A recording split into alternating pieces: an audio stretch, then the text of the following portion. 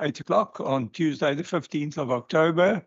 It is now time for the Standing Committee on Education to have its meeting today. I am Leon van Wyk, the Chair of the Standing Committee. Good morning to everyone here. I'm going to ask the honourable members to introduce themselves, and thereafter I will ask the Honourable Minister and the officials to introduce themselves, and thereafter any members of the public at the back. So I'm handing over to you, Honourable Walters. I am Thomas Walters, a member of the committee. Morning, Chairperson, morning, Minister, and morning to the professionals. I'm Member Boyson, and I'm a member of this committee. Morning, Chairperson, Minister, HOD and Department, Ferlin Christians, member of this committee. Hi, good morning, Chairperson. My name is Khalid Sayed, and I'm a member of this committee. Good morning, Chairperson, Minister. I'm Donita Stevens, and I'm a member of this committee. Morning, Chair, Minister, all officials and honourable members. My name is Wendy Kaiser-Philander, and I'm a member of this committee. Thank you. I think just to any members that are online on the platform, if they could just introduce themselves. Good morning, Chair and everyone. My name is Rachel Winsvogel, and I'm an alternative member of this committee. Thank you. Thank you. Thank you. Then good morning, Minister. I'll give you the opportunity to introduce yourself and then your team from the department. Good morning, Chairperson, and good morning to the honourable members. I'm David Mania, Minister responsible for Education.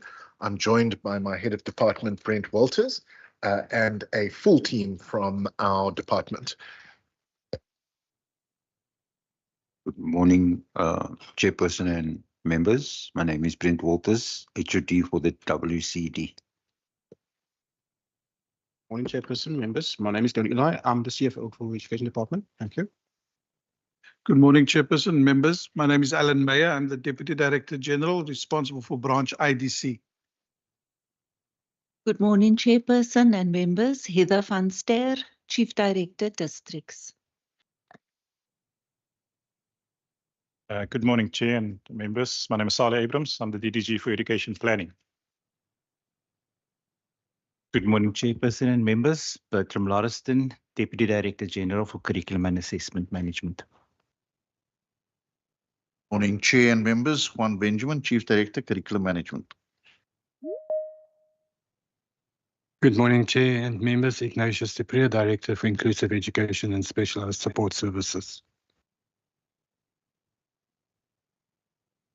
Morning, Chair, members. Bernard Hammond, Director Communication. Good morning, Tanya Kulane, Acting Spokesperson for Minister Mania. Good morning, Chair. Ruth Lucas, Director, Early Childhood Development. Morning all. Leslie McLean, Chief Director, Physical Resources. Good morning, Chair. Linda Sopotela, Director for National School Nutrition Program. Good morning, Chair and members. My name is Washila Sali. I'm Director of Internal Control. Thank you. Good morning, everyone. Mari Maki, Director, Recruitment and Selection. Morning, Chair members. Matthijs Cronje, Chief Director, People Management Practices. Morning, Chair and members. My name is Rian Eisen. I'm the Director for Management Accounting.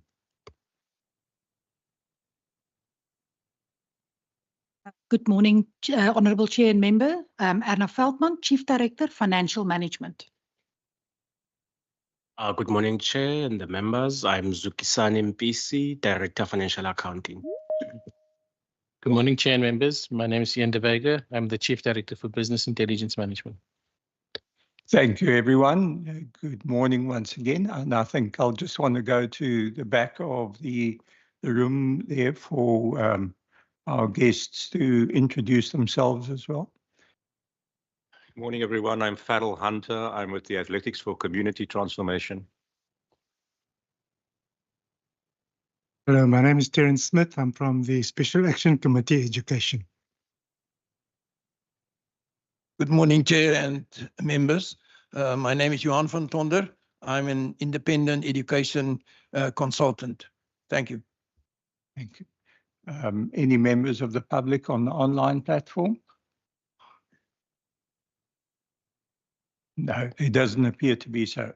I think we can then get into the business of the day. I think education is a fairly meaty topic, and I think we need to try and manage our time effectively in getting through the annual report and our proceedings for today. So what I think we're going to try and do is we're going to try and do the annual report in sections. And what I'm suggesting is when Minister and HOD do the introductory remarks and comments, that they then cover possibly up to about page 44, which is already moving, dealing with part A and then dealing with the first portion into part B. And thereafter, we will then take the first round of questions. What we found in hearings last week was that often the speakers did not speak up nice and closely or loudly enough for the microphones. You know, I would imagine that from the teaching profession, you don't actually need the microphones. But I think it is, it just helps everybody in being able to hear the proceedings. And I'll hand over to you, Honourable Minister, for introductory remarks. Thank you. Thank you, Chairperson. I spent some time this morning reflecting on the main budget speech which I presented on the 29th of March 2023. At that time, there was a great mood of optimism. We were in a position to put education, I think, on a very different path. I announced that we had finally mobilized the biggest budget of any department in our province. We set out an ambitious agenda. If you recall, I talked about an unprecedented plan to reverse learning losses. I spoke about a rapidly expanding access to education with an unprecedented school build program. I spoke about improving support to learners with special needs, with a significant additional investment, particularly for learners with autism spectrum disorder. And so it went on. Unfortunately, by mid-year, that ambitious agenda had largely been wiped out due to unprecedented in-year budget cuts. And so the year under review was, I think, largely a year in which our department struggled with fiscal uncertainty and massive unprecedented in-year budget cuts, which certainly compromised our ambitious agenda and constrained the department in delivering on our vision for education in this province, which of course is to deliver quality education for every child in every classroom, in every school in the Western Cape. Certainly, as a department, we look forward to the engagement and responding to questions from the committee on the year under review. Thank you. Thank you, Minister. Over to you, HOD. Thank you. Thank you very much, Chairperson. Good morning, everyone. So in the year under review, Chairperson, we had the highest budget we ever were allocated, 30.3 billion rand over the 7 programs from administration, public ordinary school education, independent schools, special schools, ECD, infrastructure and exams. I think the Minister has already alluded to the big, almost thing that happened in that year. which is unprecedented in my experience. I have been a HOD, not in this department since 2008, but I've been appearing in front of these committees since 1997. And we've never had an in-year budget cut. So that was, I think, actually a major wobble for the system, and we had to manage many things in relation to that budget cut. The education system is growing over time. On page 29 of our report, we talk about from 2013 to 2022, learner population of a growth of 18% and growing. Expenditure in this year, for the budget that we got, we spent 99.9% of our budget. And I think, as the minister has already indicated, we had the most ambitious infrastructure program that the department has seen in the time. And obviously, we had a little bit of impetus to try and do that, but of course, the budget cut did stop us a little bit in our tracks. We also show in learning outcomes some gains coming out of COVID, and the systemic results that we showed they did during that year proved that we were actually on track to try and get to where we needed to be. Chairperson, just in terms of our audit outcomes, we are unqualified with findings. But I think all in all, a growing system under lots of pressure in the environment, in an uncertain environment where budget was cut, we believe we still did as best we could. And we got the outcomes that we desired. And we are here to present our report to everyone inside the room. That's it. Thank you very much. Thank you. Thank you very much, HOD, for that introduction. I did not give my procedural officer an opportunity to introduce herself, so I think over to you. The Chair, for the record, Wasima Hassan Musa, Procedural Officer, Standing Committee, Education. Thank you. Thank you very much. I think we can probably move straight into we've had the introductory part, but if we move into the type of depths of the work that you've undertaken this year and I guess the various challenges and ambitions that you've had.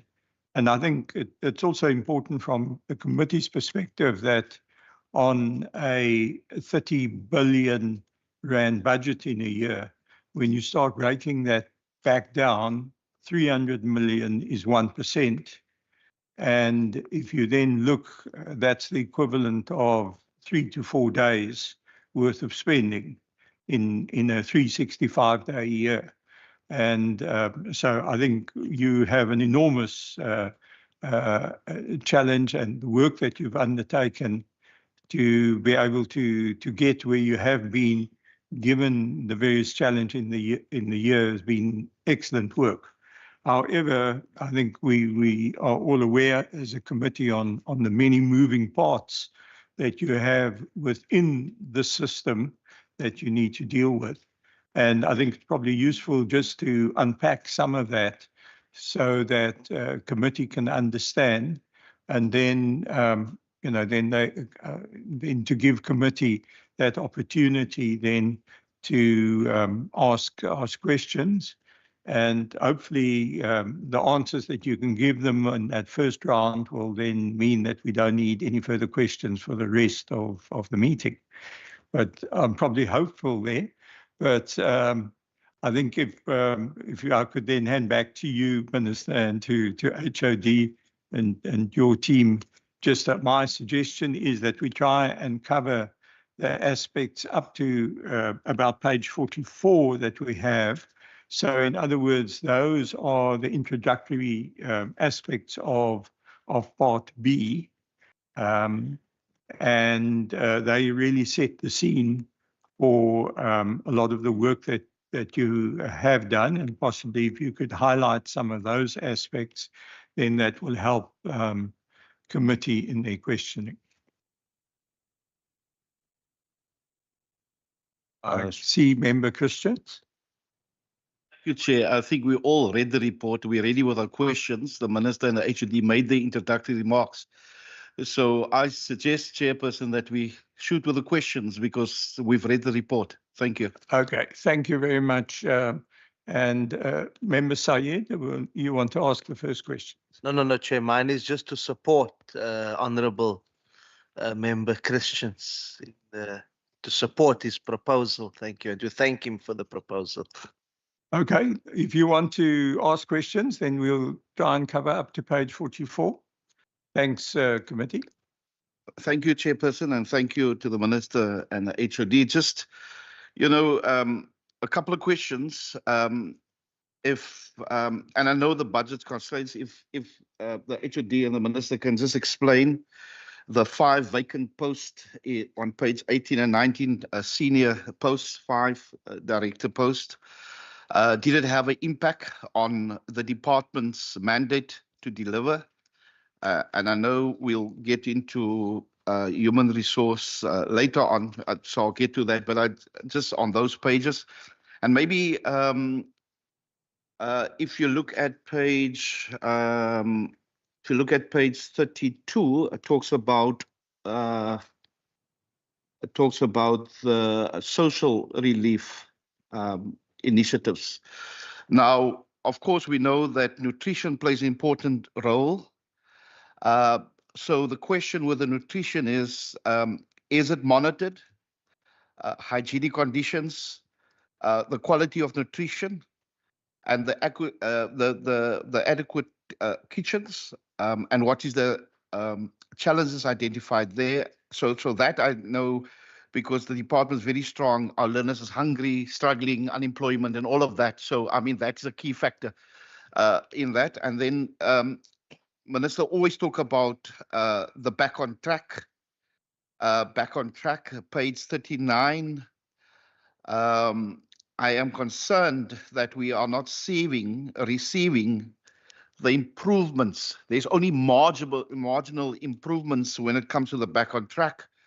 And we know the back on track, the grades and all of that. I'm not going to go into a lot of details there. And of course, just maybe another question is, and I know it's not the key mandate of, let me just compliment the department first on page 30 with the pop-up shopping wall campaign, with all the applications over 150,000. That is so well done there, because it was another initiative, and that's well done there. The underspending, I don't want to talk about, that's minimal. It's the reasons is given, and quite.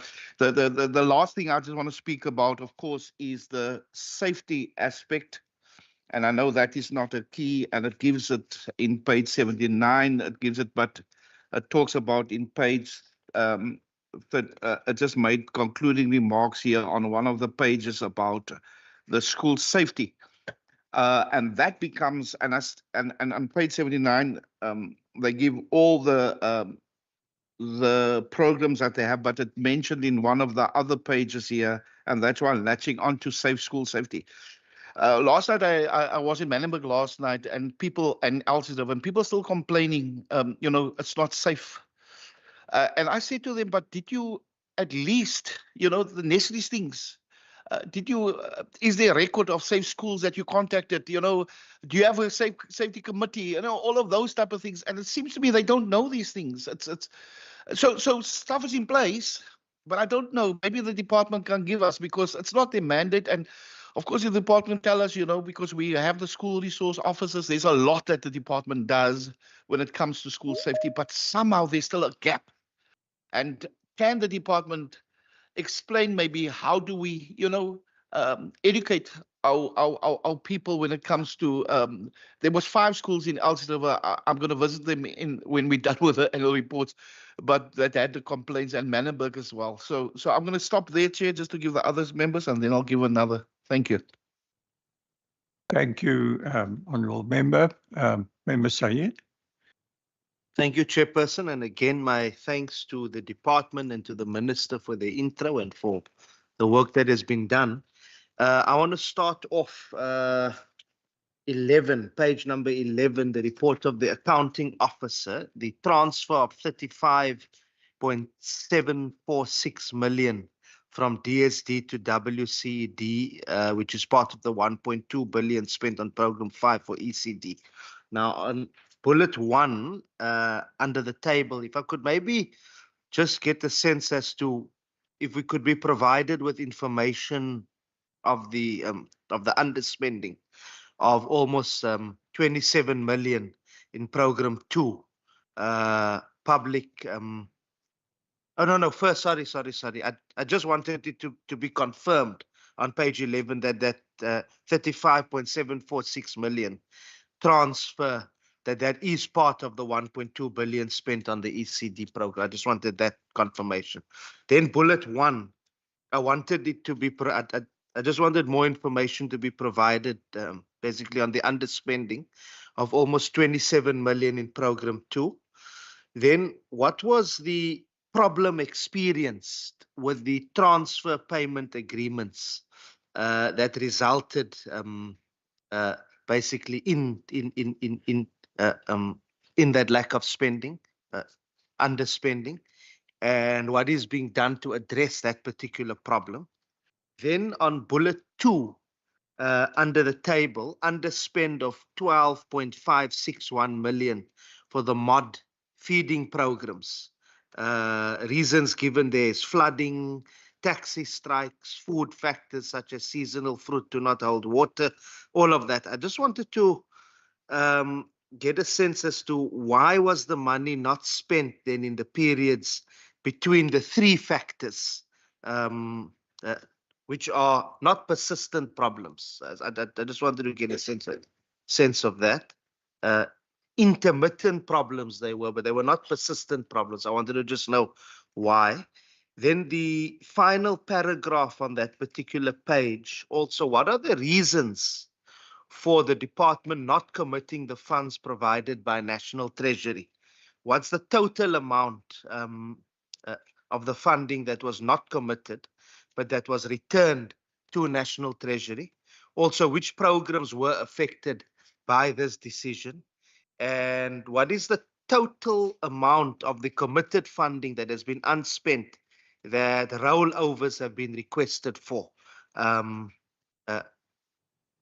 also, which programs basically are in question in this regard? Which programs have been underspent?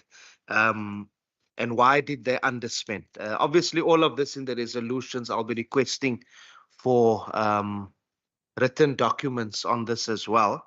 Then finally, on that particular page, with regards to the environments and rollovers, all bullet points show that over 184 million was moved from program 2, ordinary public school education, to the other programs. Could this, and I don't want to open up too much of a debate here, but is this possibly a sign of deprioritization of the critical program for ensuring,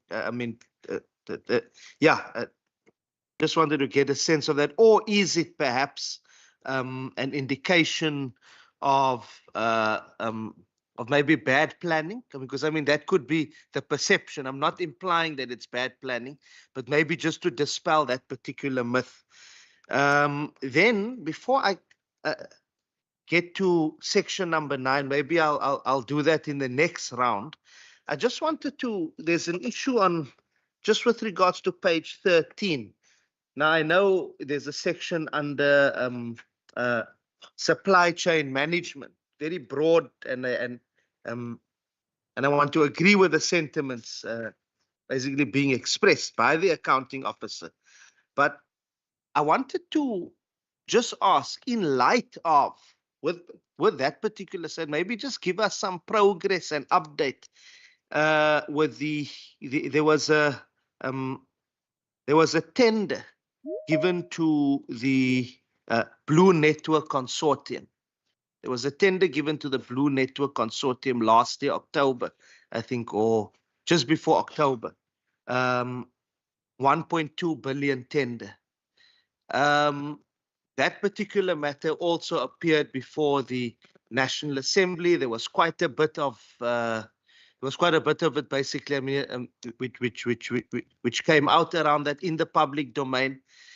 And I just wanted to get a sense as to, given the advice from the SETA to withdraw that particular tender, what has been the latest progress in that regard, because I do understand that the matter's appearing before the National Portfolio Committee, and we've raised it also with our colleagues in the Communications Committee nationally to look further into that matter to ensure that those board members who were responsible, that they do face the action.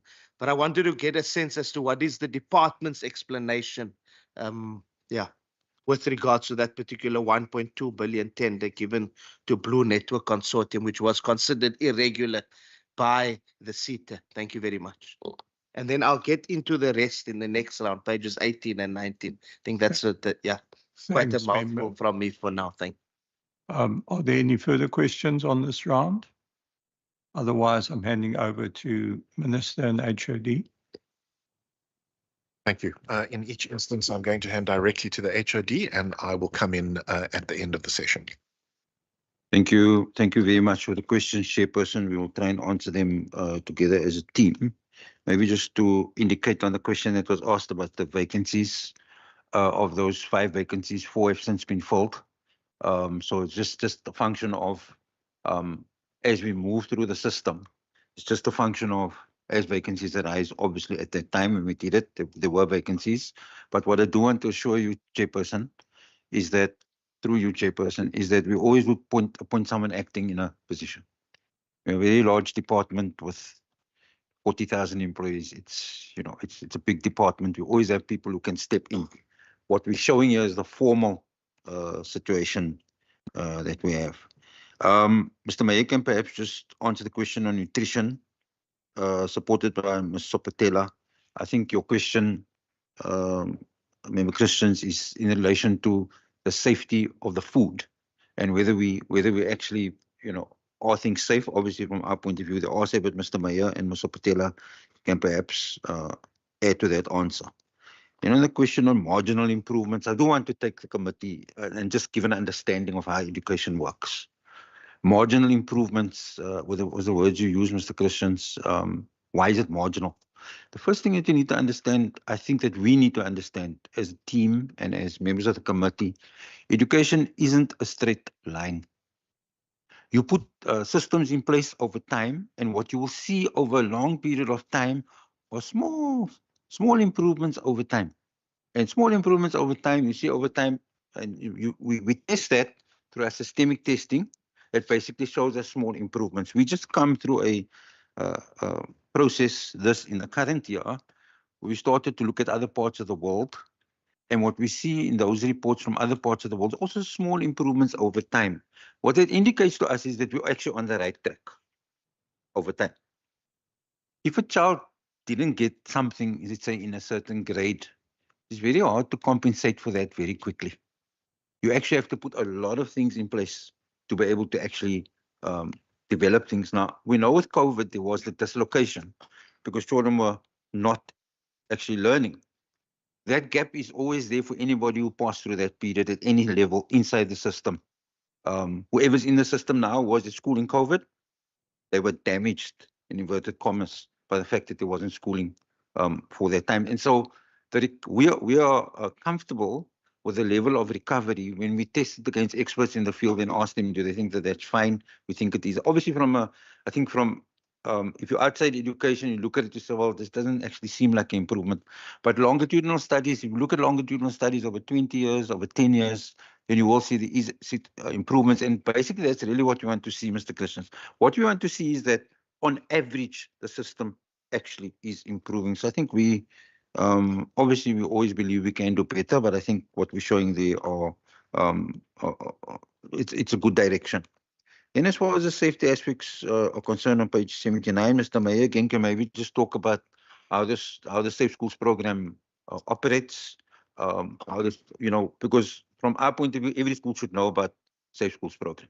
And we know many schools do actually use the Safe Schools program. So maybe Mr. Mayor can just talk about that. And I'm going to ask on Mr. Said's question, Mr. Eli, if you can perhaps just talk to the questions related to, maybe supported by Mr. Mayor, if you can come in, on the transfer of 35.46 million to WCD. What are the issues there in relation to that? And then the underspending in, and now we focused on underspending, but I do want to, Mr. Sayed, speak about that. You know, 30.3 billion, it's a massive number, sir. When we're getting to the end of the year, we have to look. If I came to this committee, Chair, and said we overspent, you would be throwing me out of the door here. So basically, as we get to the end, you find that there are ways in which we, try and make sure we don't actually overspend. 99.9%, Chairperson, it's a very good performance. In all my experience, it's a very good performance. So those amounts, even though they sound, if taken on their own, 35 million or whatever amount it is, when you compare it against 30-point-something billion, it's 0.01% of the budget. So I want to just say that, but obviously we can account, and Mr. Eli will talk for just in relation to the underspending. 184 million to other programs is just bad planning. I don't think you can say it's bad planning. I wouldn't go with that view. We look at the total budget of 30.3 billion rand, and we take 184 million rand. It's fractional. So what that means is, it's almost like Mr. Eli calls it unders and overs.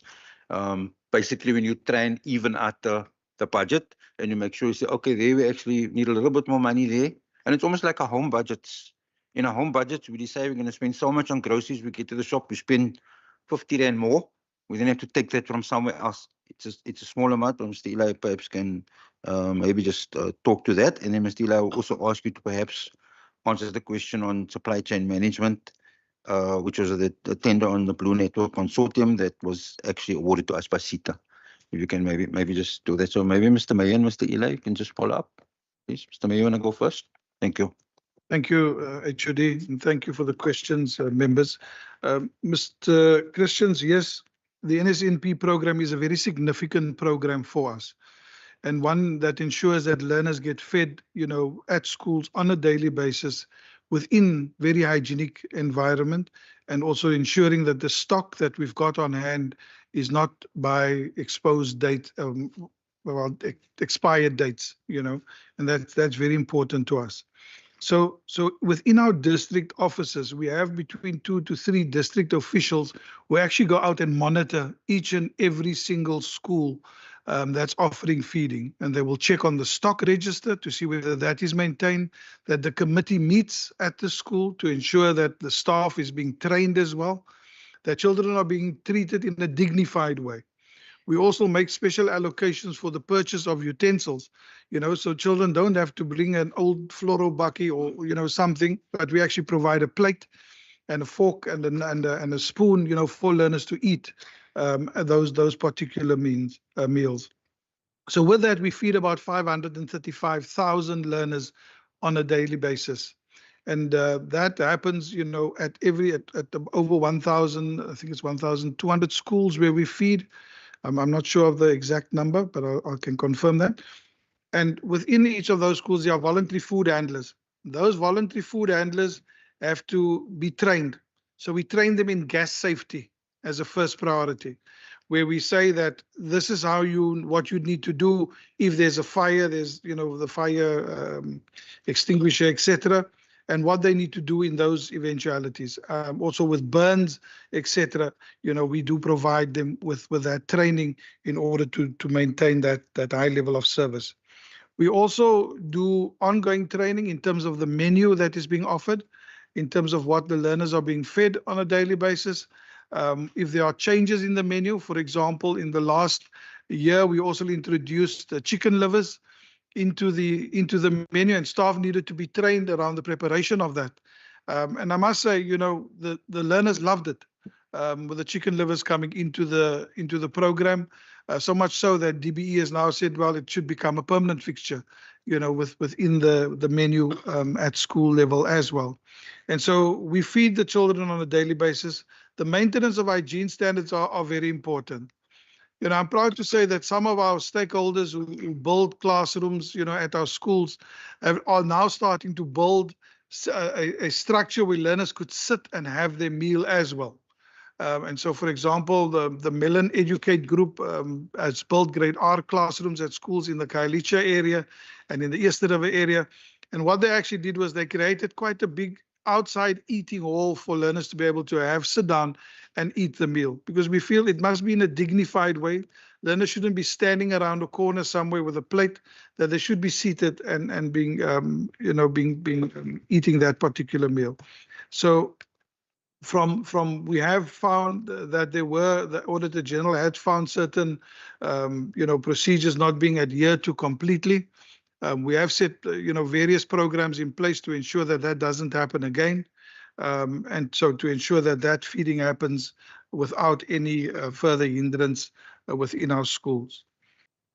Member Christians, in terms of the safety, the school has a school safety committee. And an implicit member on that school safety committee must be a member of the local police station. They need to be on that particular school safety committee so that there's a direct liaison person between the local SAPs and the school. But also it allows for other community organizations like neighborhood watches, etc., to also have representation in those particular committees at the school level.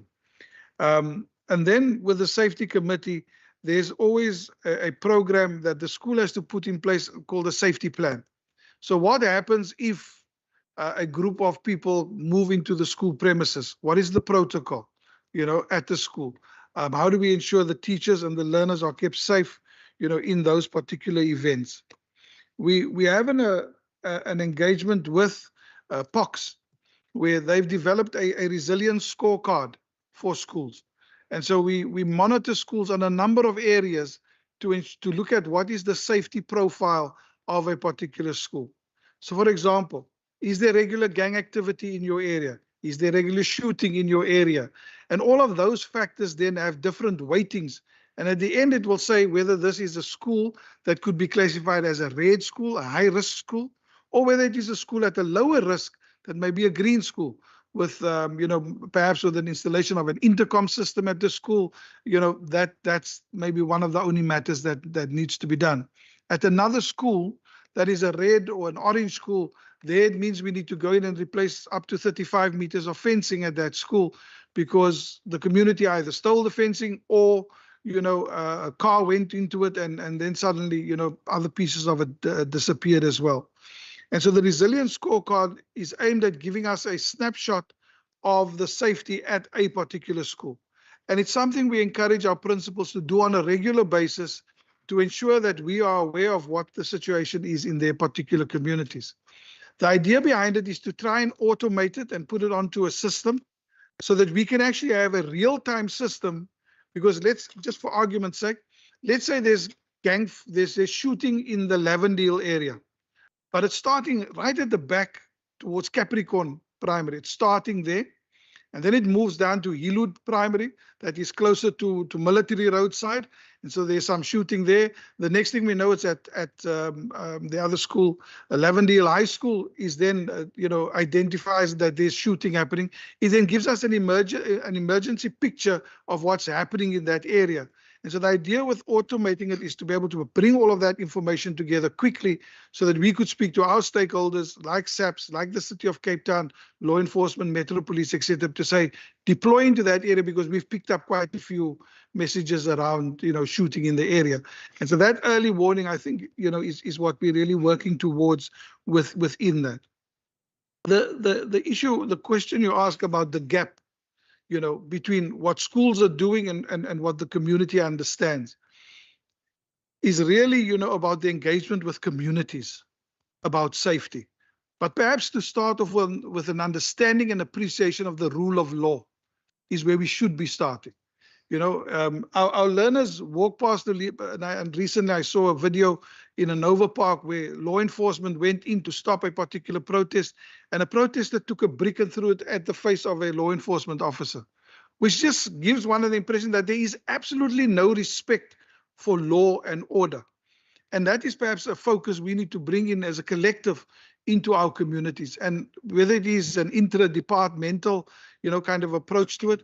But I think there's a lot of more work that needs to happen within our communities to understand that this school that we have in the community is an asset for that community. It provides an opportunity for learners within that community to rise up above, where they necessarily find them at a particular time. So that for me remains the gap. It's about the community participation and engagement within safety within a community.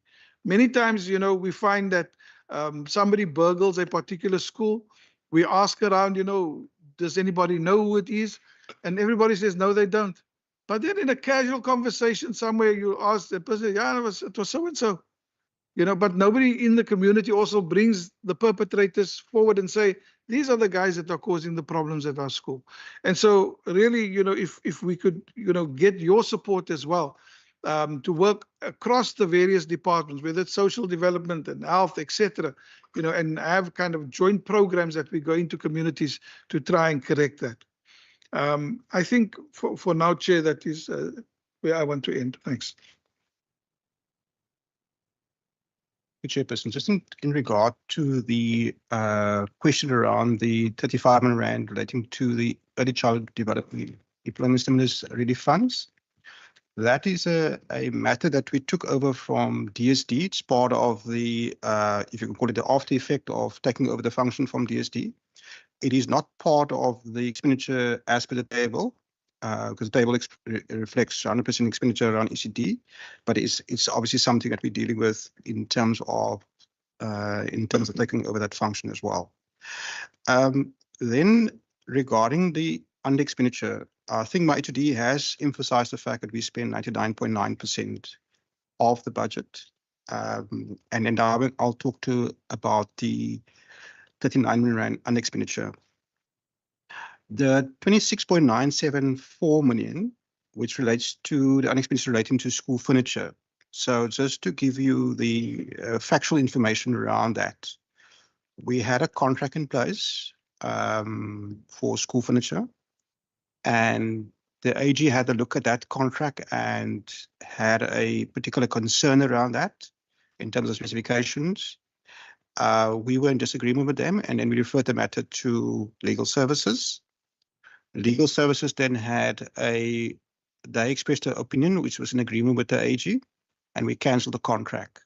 What the result is we had no contract in place to procure particular school furniture. There was another contract, but particular school furniture in that regard, which obviously then caused a bit of a delay on our side in terms of procuring school furniture. But we did make a plan in terms of transferring certain funds to schools to procure school furniture. So, Chairperson, from a provisioning perspective, no school were disadvantaged as far as the procurement, the provision of school furniture is concerned.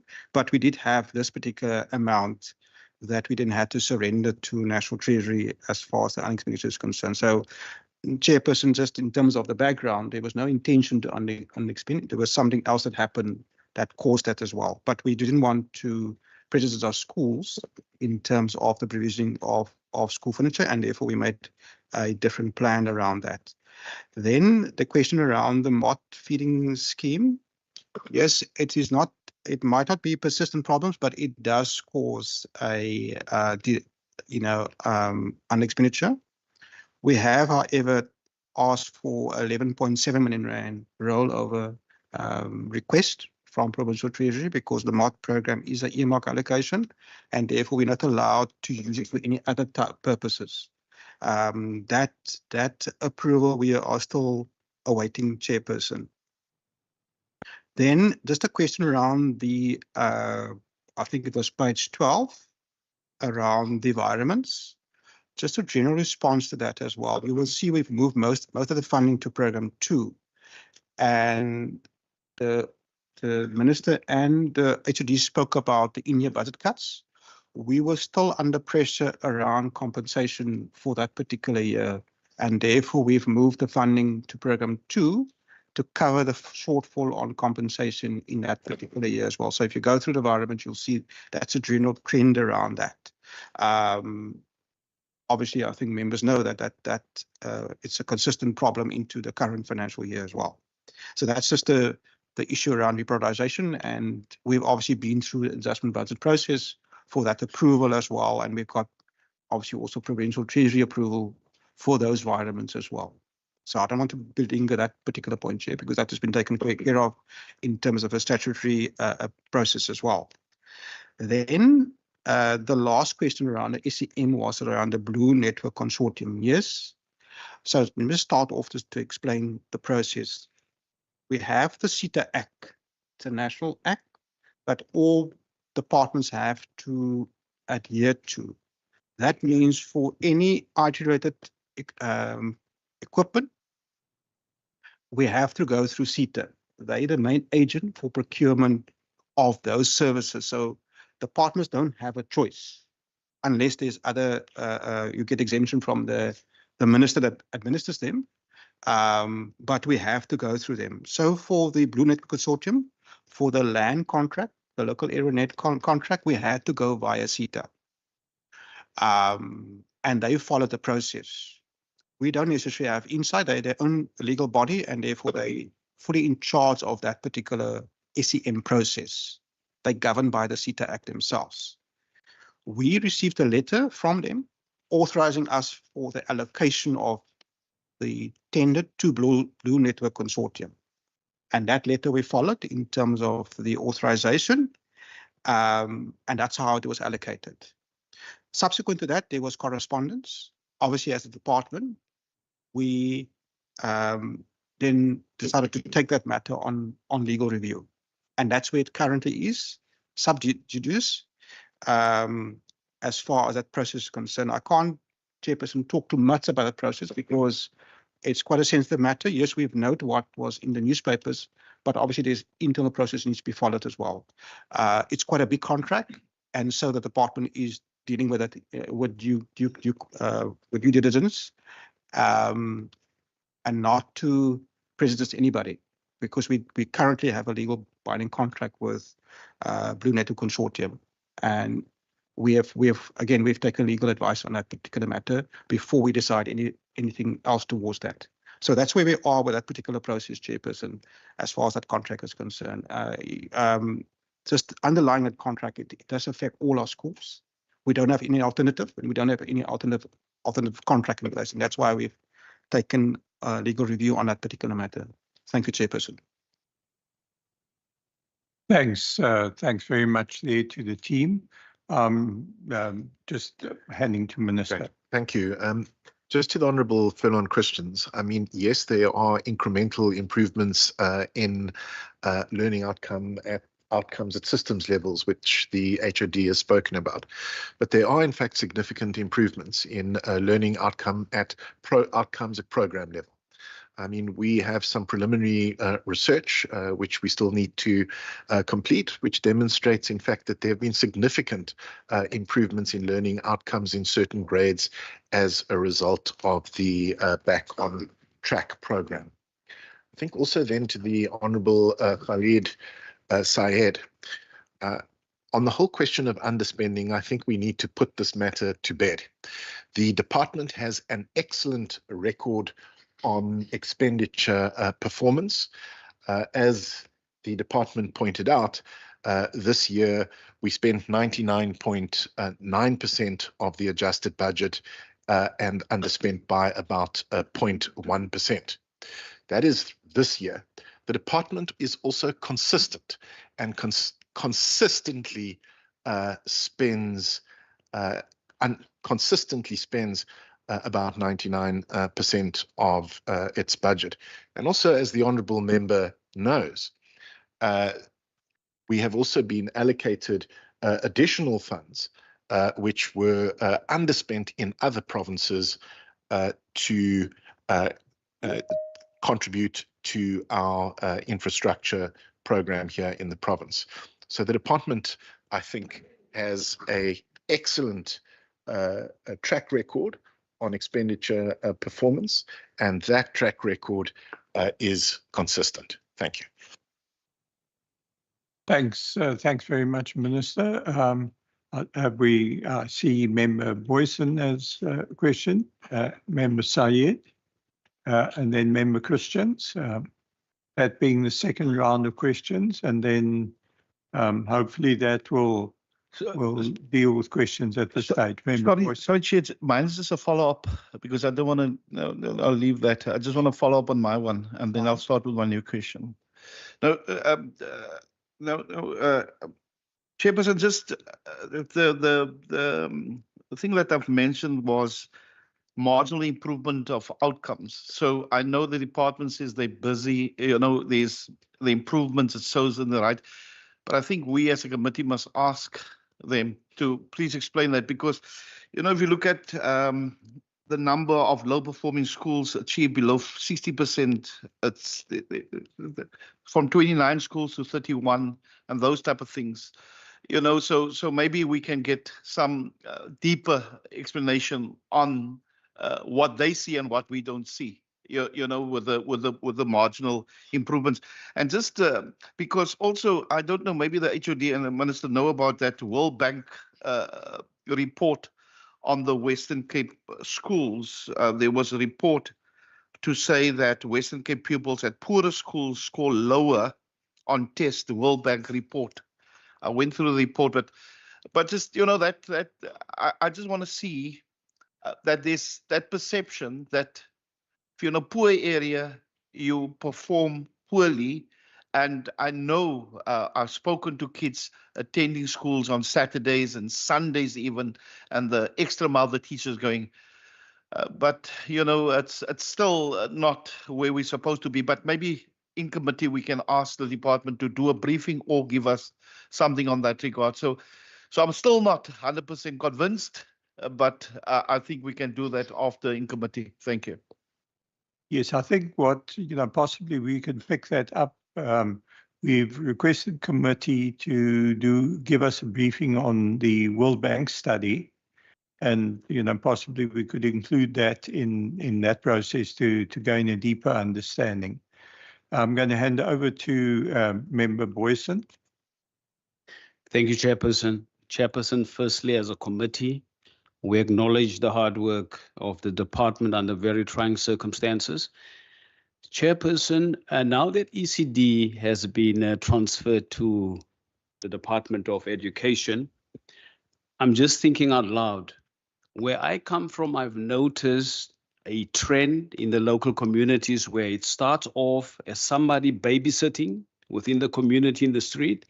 Then the 5 children becomes 20, becomes 15. And I've also noticed that some of the babysitters have actually now brought in learning material where they are babysitting the kids of the street. So to me, that is kind of an ECD of some sort. Now, my question would be, what is in place from the department to assist ignorant parents? Because I'm thinking out loud that at some stage, those kids would have to be enrolled to a primary school, and they would not be regarded as being gone through the formal preparations to be enrolled at the primary school. What is in place from the department to prevent such things from happening? And what can we do, as public reps who are seeing these things from happening, without being accused of interfering or being jealous? How can we convey to say that this would catch up with the children's future going forward? Or would the department then recognize that as some sort of a formal learning experience going forward? And then I don't know how to pose the second question through you, Chairperson, to the Minister. As a former mayor in the Min-Mays, if there was anything that would affect all the municipalities, there would be an agreement by all mayors that this is how we would tackle this challenge and this would be the way forward. I would like to know in a Min-Mac, because we're aware of what the minister have reported here in the House in terms of the budget cuts, in terms of future implications of that. Then I've listened on radio, and MEC from a certain province would acknowledge the budget cuts, but would then say that He will cut on nutrition and he will cut on transport, but then the approach in the Western Cape is different to that, how that impacts the message that our minister is conveying to the public. Thank you. Good, thank you, Member Boyson. Member Said. Thank you very much. My first one is a follow-up. I mean, not a follow-up, but just to acknowledge the response by the CFO on the issue of the Blue Network tender. I understand the matter is sensitive, but just to indicate again, and because I've been raising this matter, we also know that the 2 suspended managers in the CETA board were reinstated last night. So that particular matter is going to the National Assembly Communications Committee, and we've raised it with the chairperson to basically get into the matter. So just on that, just with regards to Part B, performance information, pages 29 and the start of page 30 speaks to basically speaks to economic development issues, which are very, very important. Just wanted to get a sense as to what extent then does the department, particularly when it engages with the other departments. And I like the fact, I must say, I really welcome the fact that, and I've been raising this in the House, that for now we are linking education to economic growth. It's very, very important.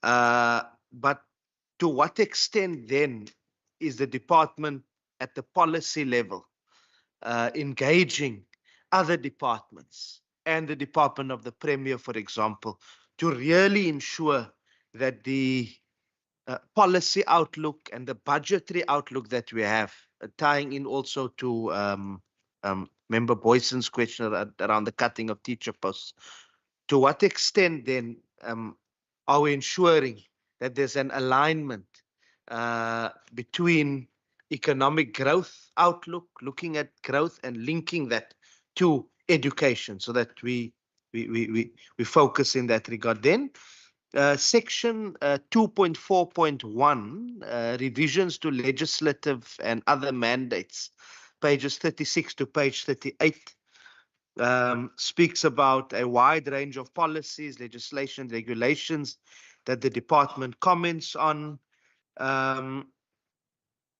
While this work is commendable, I think, as I said, education is part of a bigger whole.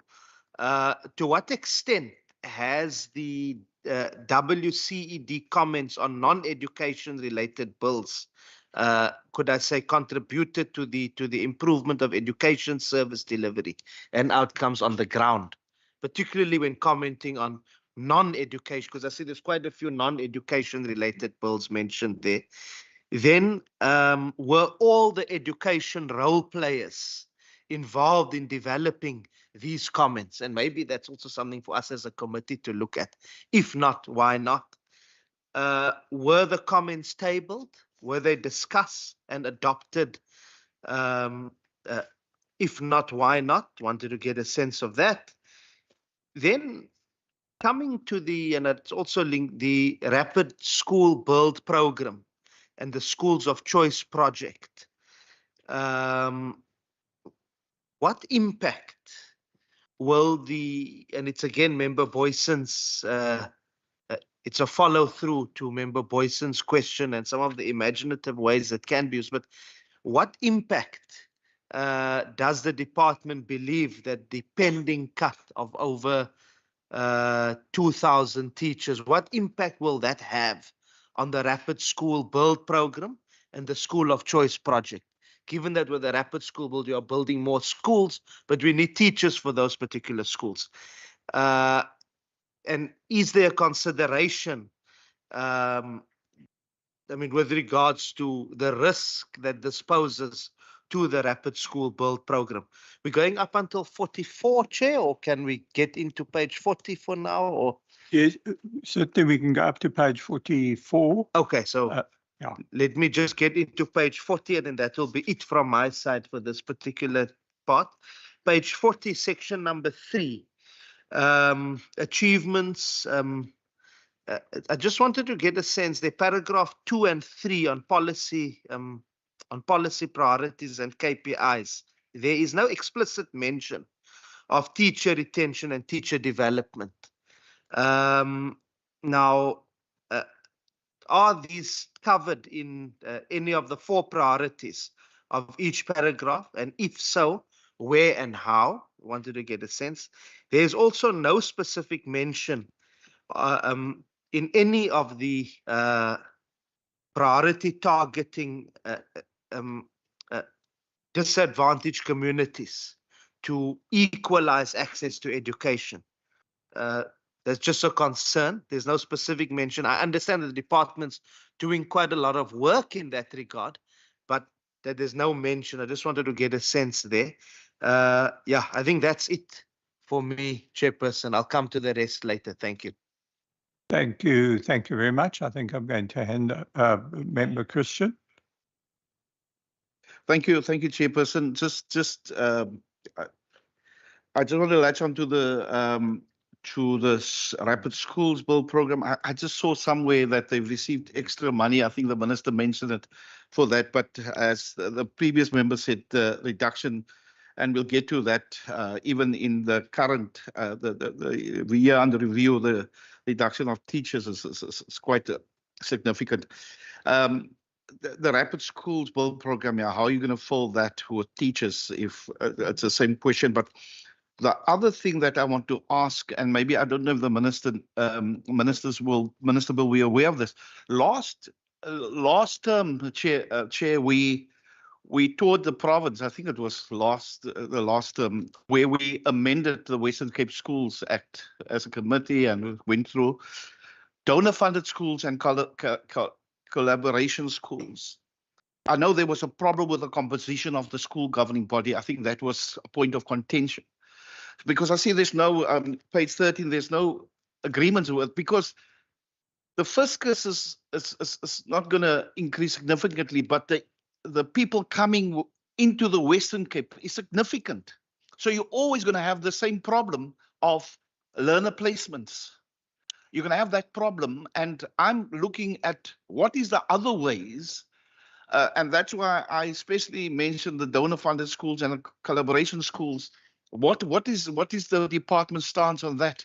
To look at private partnerships to improve our education. So maybe if that is not gonna, if that's not taking place, and why not? And can the model be changed in order to have private funders to help us on that?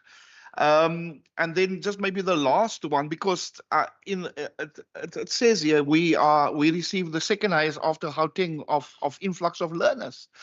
So it's going to be, every year we sit with learner placements and people not being placed. And I know it's the late people not registering and all of that, but it's something that happens.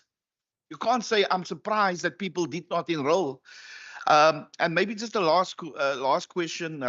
The focus schools, Mr. Meyer will be very good in the focus schools we always talk about Mondale and those schools. But I don't know how we're going to sort out the learners that's not part of that. And I know it's 200 learners accepted at Mondale and there's 2,000 applicants. But there's learners falling by the wayside because of schools in the area that they cannot get access to. It's an ongoing problem with learners not getting to school, not enrolling. And you ask them, why are they're not going to use their SASSA money to get to a next school that's far off, as if there's schools on their doorstep. So that's still a major problem. Thank you, Chair. Thanks, thanks, Member Christian. I'm going to hand over to Department now. And then I think we need to move on to the next section after that. And so that we can, I know there's certain members who are already looking to how much of a cup of coffee they're going to get later in the morning. So I think that's what I'm making members do some work now. And at some stage, we need to go have a judgment call whether that coffee is deserved or not. Yeah. So I think over to Minister and HOD. Thank you, Chairperson. Members, thank you for the questions. We will try and answer the questions as best we can. If I could ask Ms. Lucas if she could maybe just talk to the ECD question specifically about the expense of that program and what are the things we are actually doing to make sure we get as many people into the net potentially as possible. Because I think the question was, how do we recognize learning experience? How do we make sure that the quality control is there? I think that was the basis of the question. You could maybe do that. The Minister will answer the question about the MINMEC and MINMAIS. And then the next question was, to what extent at policy level are we almost integrated into the policy network of the province, which is, I think that question was basically, but maybe just to say, Chairperson, remember that we are part of a bigger, the education department is one of 13 departments. And so essentially we are through the various structures inside the provincial government. Most notable top structure for the officials would be the PTM, the top management situation. We talk there, and then obviously through cabinet committees and the various clusters, we really do try and integrate our work into the work of the provincial government. I think the thing with education is it is everyone's business. So everyone has an opinion about it because we all know people at school. And, you know, I think, and that's right. I think our challenge is how do we focus our efforts so that we get impact. That is essentially our challenge. Even though there are lots of voices, how do we do that? So clearly, if you look at our curriculum and those who study the curriculum, you will see that we provide a very broad curriculum for all kinds of education. We look at academic education, we look at skills development, we look at vocational development, we look at occupational development of learners, that we can give them many pathways to very many different things.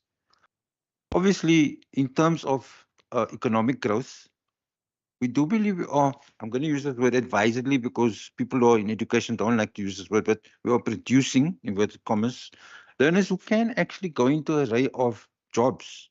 The truth of the matter is the economy is down right now.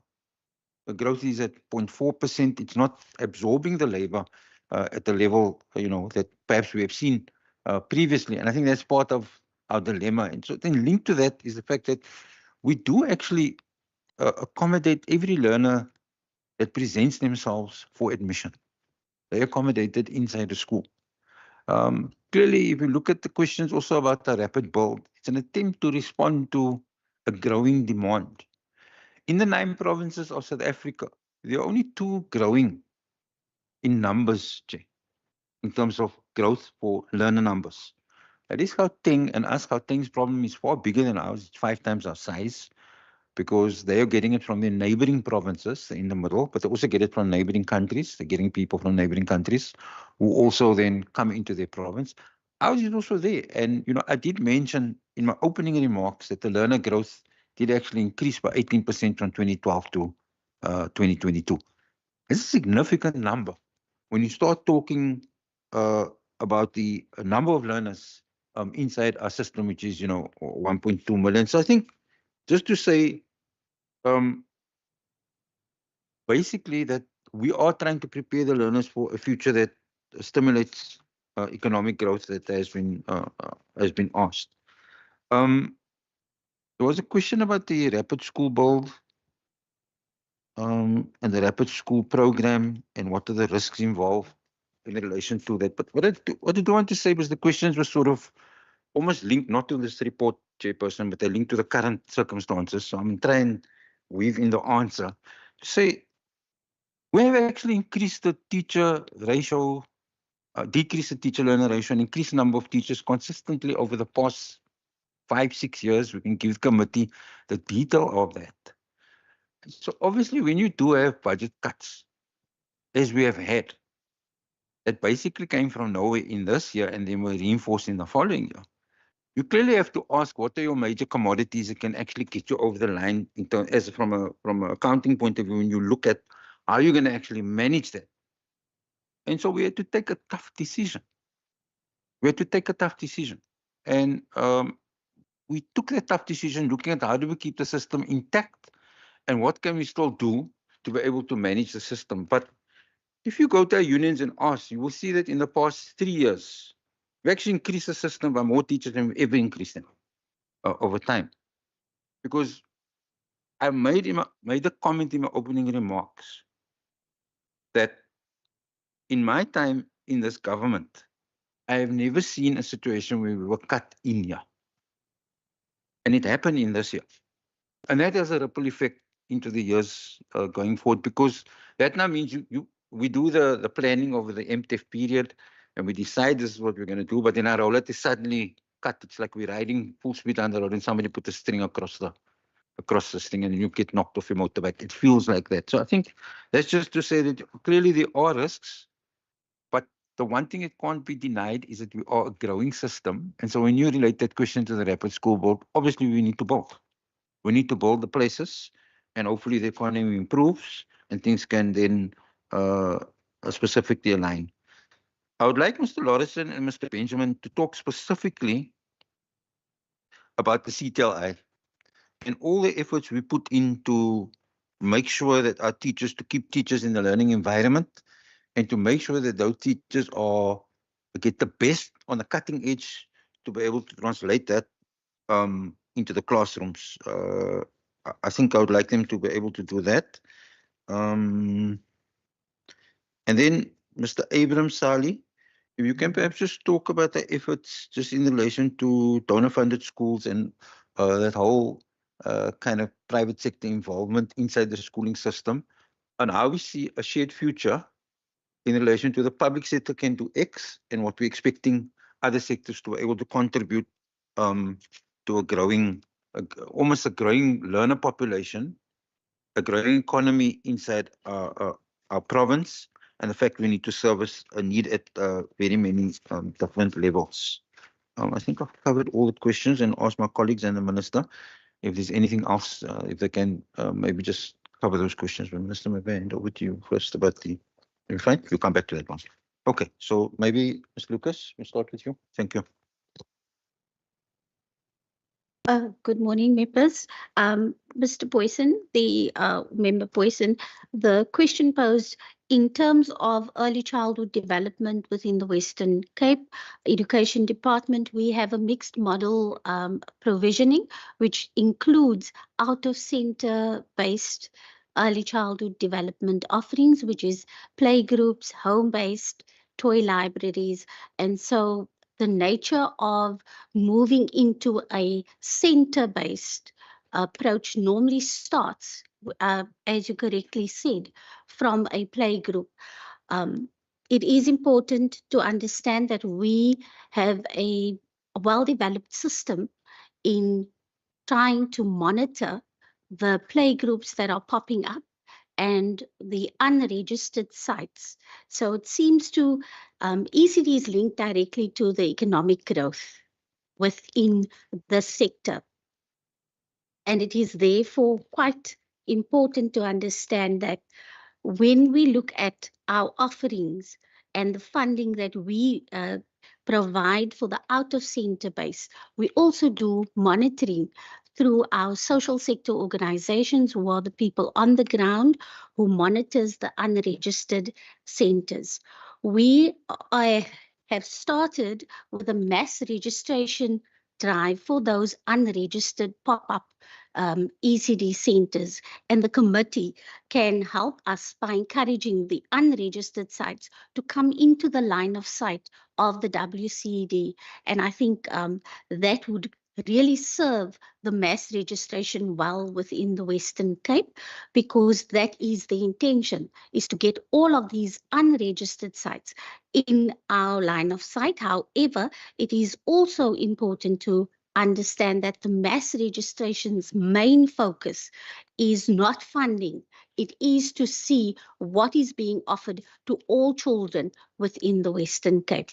In terms of curriculum, it is all under the banner of the National Curriculum Framework, birth to 4 years old, which we have various programs for the different offerings. And you would obviously know that these offerings are administered at different times to children and in different settings. Thank you.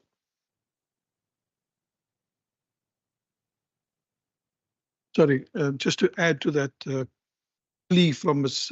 Lucas, is the support to drive within the community's messaging around the registration. You see, if we know where they are, we can assist. And I think, the misnomer that some people have is that if you're registered, you're going to get funding. It's two separate processes. We have to support and get the center to be registered. They have to go through a process and, through the city of Cape Town to register. They have to come out to do inspections of the sites, etc. But there's a process that they need to follow through. But at least we want to know where they are. So we don't have a situation of where learners, would find themselves in situations as you have sketched. And so therefore, we really encourage the committee as well, to see how do you support a message going into communities to say, register yourselves. It is available on the WCD's portals where you can register yourself as a site. Chair, if I may, I just want to correct myself, Member Christians, it's 1,053 schools where we are currently feeding. And I also just missed it the first time to talk about the admissions and the work that we've done in terms of the pop-ups. Also to inform you that we will have pop-ups during November, December, and January this year in the high-risk areas again. In the areas where we have high or hotspot areas, as we call it, where we have, large volumes of people coming in, there will be pop-up sites again, in those 3 months for parents as another opportunity to register. We've also brought the team here today, for example, to assist in terms of that. I just wanted to also just add around the school of choice. Yes, the school of choice is covered within those ideals. The idea for us is still that we want to create a school that communities can look up to, within a local community. So from one of our schools that is a school of choice in the Overberg, the Rust Futura, for example, it was the first time learners from a farming community participated in a maths Olympiad at UCT. And they had the means to bring the learners here to come and participate, and be part of a program which was never given access to in the past. In the heart of Beaufort West, we now have a science lab in a school that is kitted out for learners to be able to offer, the school to be able to offer maths and science. And so the concept behind it is really, how do we bolster within the school, to attract more learners? Within our school build program as well, we've identified schools that are needing expansion. So even at Spine Road, for example, we worked with the school in additional classrooms, via Mr. Abrams' team has been put down there at the school, and that will add capacity, at those schools as well. And that is still the intention, is to look at how do we expand, well-functioning schools as well to cater for more learners within the system. Thanks.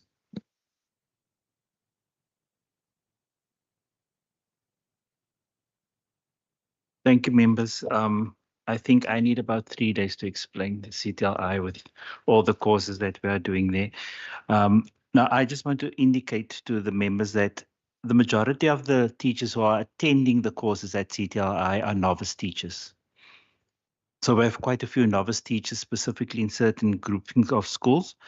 And I think they all about not the what to teach, but how to teach is a big focus that we have within the CTLI. We offer about 200 courses there. And for the year, we had about 18,000 feet going through the CTLI. All the courses we find, or what we incorporate in all the courses is a digital indication, as well as a wellness and a phase approach. And we also have the leadership academy that we are busy running there, and that we've already gone through 4 cohorts, went through the leadership academy. So we're also dealing with the management of our schools, not only with what's happening within the classroom.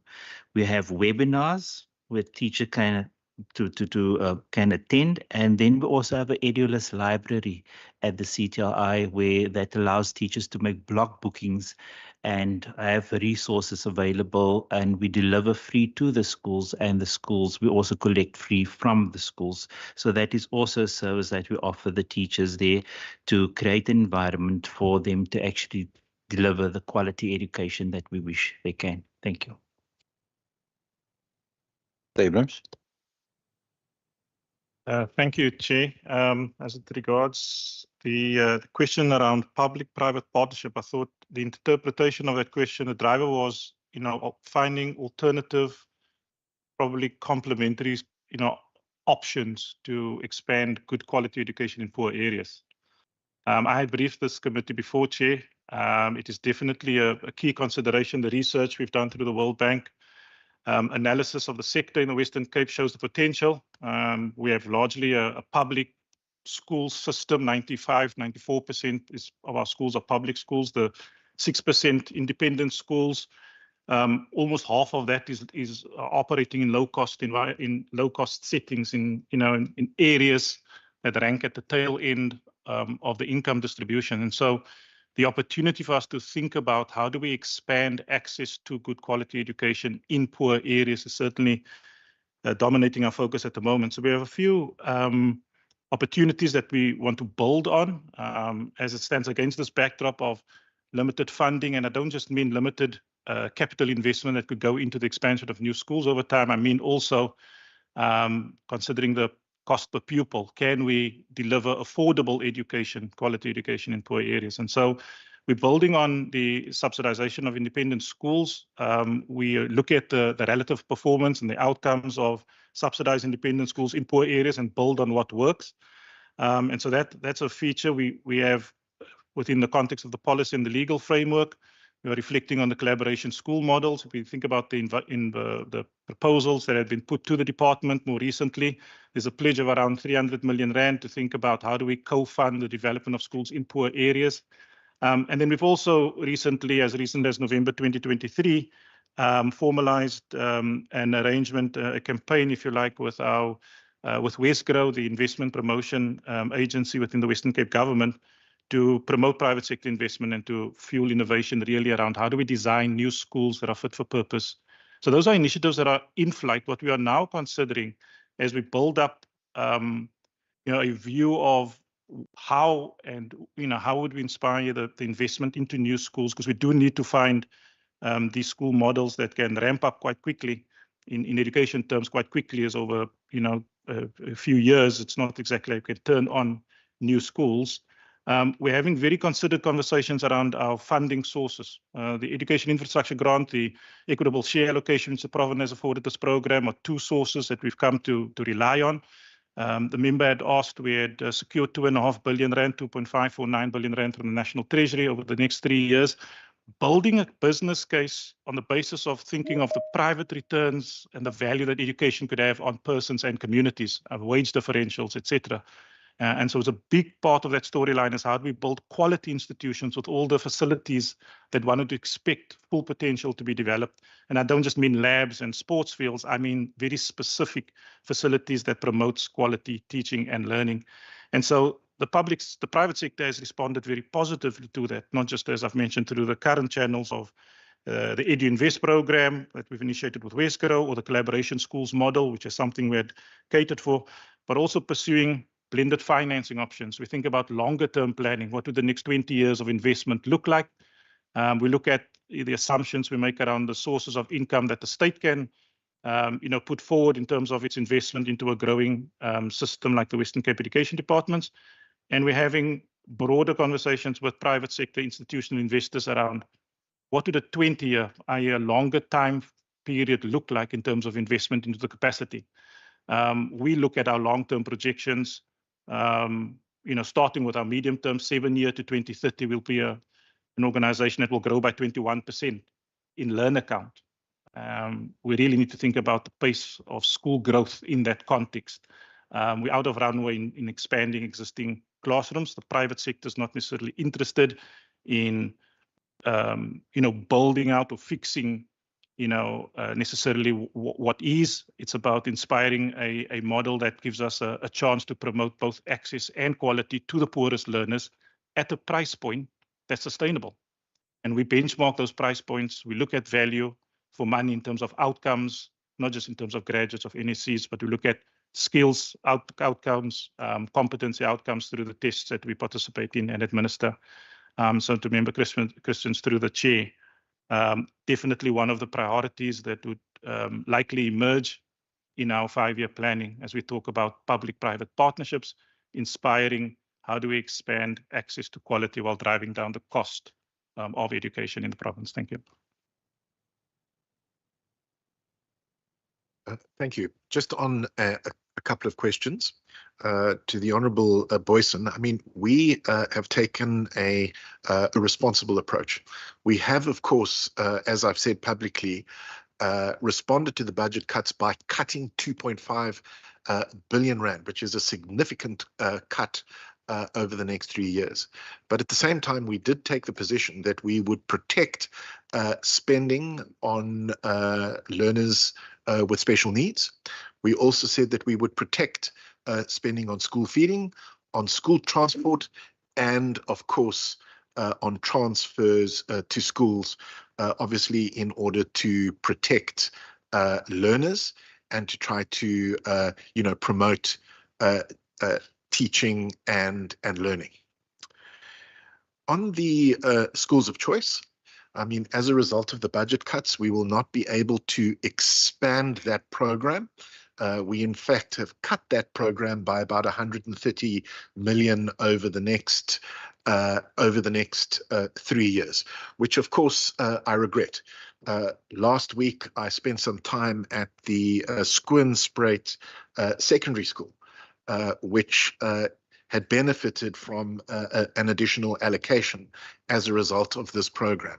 And they, I think, had spent that money to good effect on optimizing classrooms, on optimizing their school hall for teaching and learning, and had also made a very significant investment in new technology to support both learners, but more importantly, teachers. But unfortunately, as a result of the budget cuts, we will not be able to expand that program over the next 3 years. I would also like to say to the Honourable Khalid Sayed, I completely agree with you when you say that we need to think differently about basic education. Up until now, when we think about basic education, we've really thought about it as part of particularly national government's welfare agenda. Whereas going forward, I think in the 7th administration, we need to position basic education as being at the center of the economic growth agenda. After all the data shows that learners with, if you like, higher levels of education are more employable. So at the end of the day, I completely agree with you on that. And it's precisely for that reason that we've made a start to improve what I call pathways to work. Again, at Skoonspruit Secondary, we launched a set of career clubs at schools on the Western Cape, which is an initiative driven by Mr. Ishmael Taladia. And the objective is really to begin to expose our learners to different kinds of careers. And on that day, for example, a local, if you like, business person from the business chamber talked about a career in business. Another individual talked about a career in retail. And there was also a long discussion about financial planning for the future. So I think there's more that we can do, but certainly our investment and contribution to improving pathways to work through the career clubs, I think is a very good start. But I do think that there's more work that we can do over this term to position, to not only improve pathways to work, but also to position basic education at the center of not just our province, but also our country's economic growth agenda. Thank you. Thanks very much, Minister HOD and your team. I think we can now move on to programs 1 and 2, which are page 45 through to 91. So that deals with the greater detail into administration and then the public school education system. And I think hopefully we can incorporate, I saw your hand, Member Sayed, that we can incorporate what you've asked there. I think it's important that we do move on and that we then deserve our little break, and hopefully we can do that. Okay, so we'll go with those questions in round 1.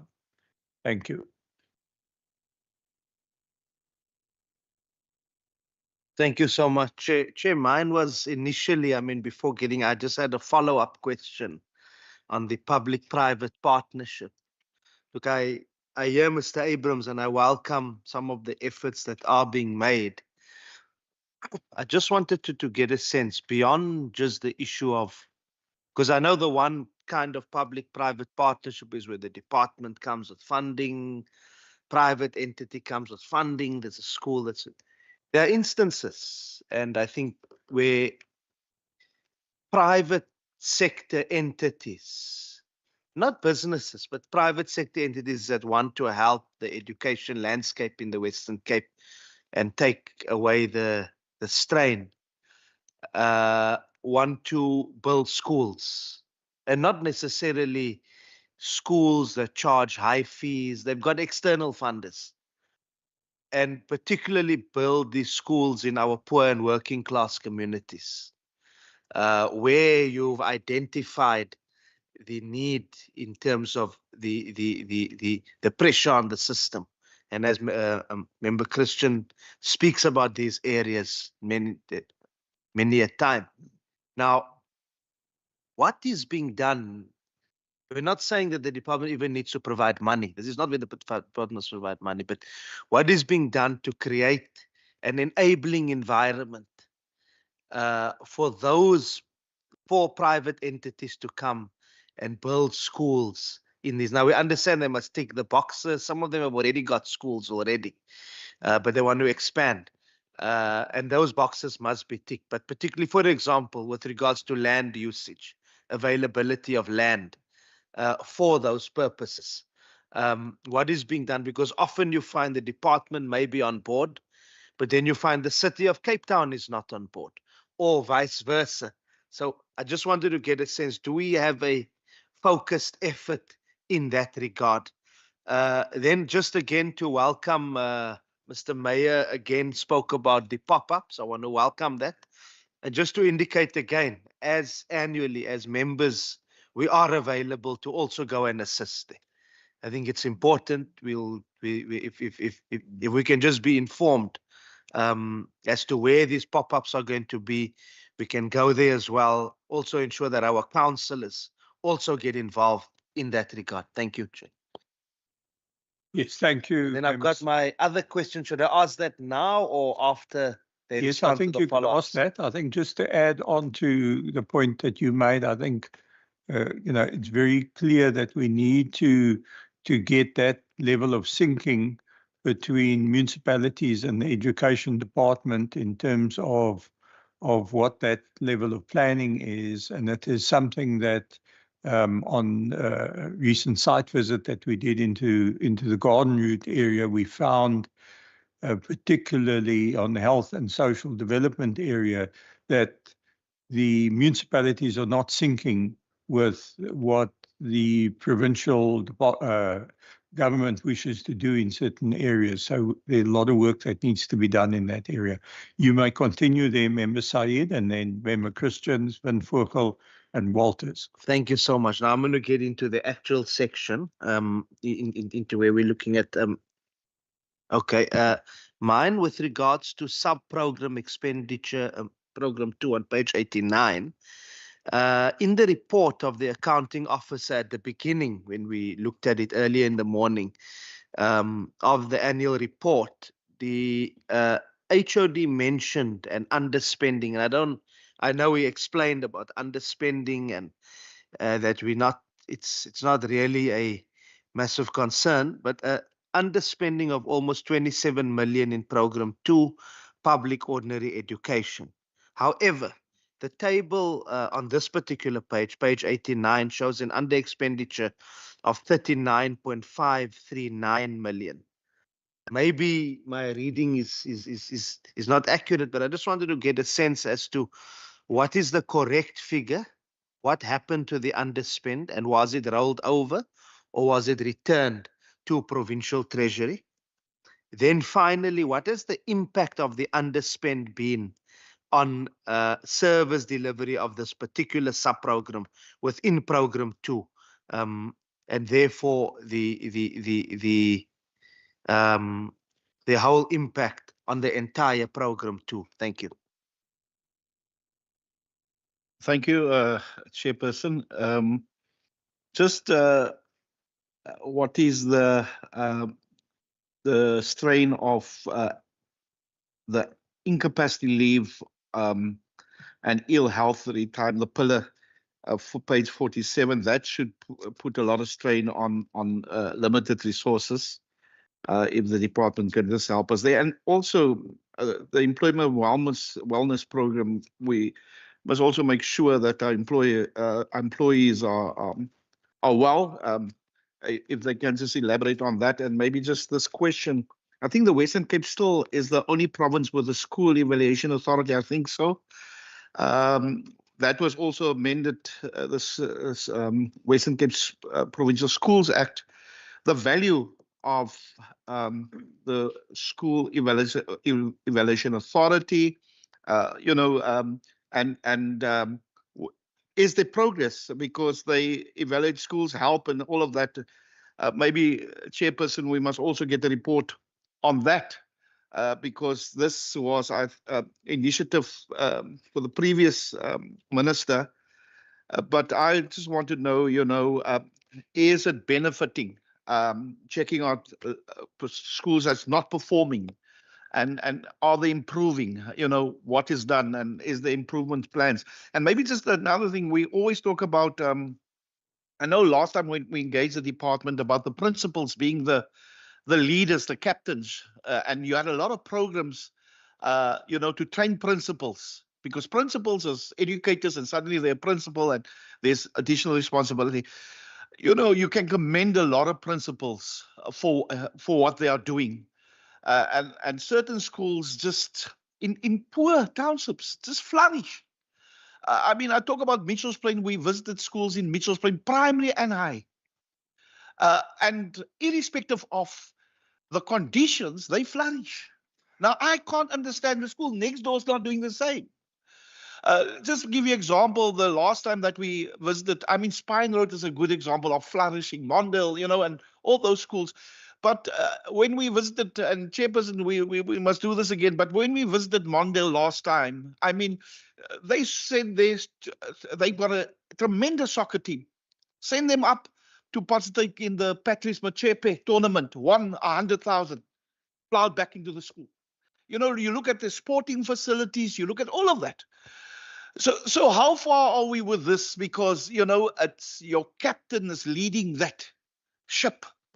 And I cannot understand that some in poor areas, we always talk about poor areas, but there's really principals and teachers, educators that are passionate about education. And in certain schools, we have a lot of duds, let me put it that way, in certain schools. What are you doing about that? Thank you. Member Van Voorkel. Thank you, Chairperson. Chair, mine is on page 47. My first question is on page 47, the Employees Wellness Program. I just want to check with the department, aside from the Employees Wellness Program, what other service do you provide to support staff members who are attacked while on duty? And additionally, what proactive measures is the department implementing to improve the safety of staff, especially working in high crime areas? Then, Chair, if I look at upon reviewing the department's organizational structure, I'm really concerned that it does not adequately reflect the Western Cape geographical diversity. Even if I look at the department in front of me. So I want to check with the department, what is the department's employment equity targets and how serious are they with implementing them? Then secondly or lastly, what is the number of persons with disability that are employed in the department? I will park there. Thanks, Chair. Thank you. Thank you, Honourable Member. Member Walters.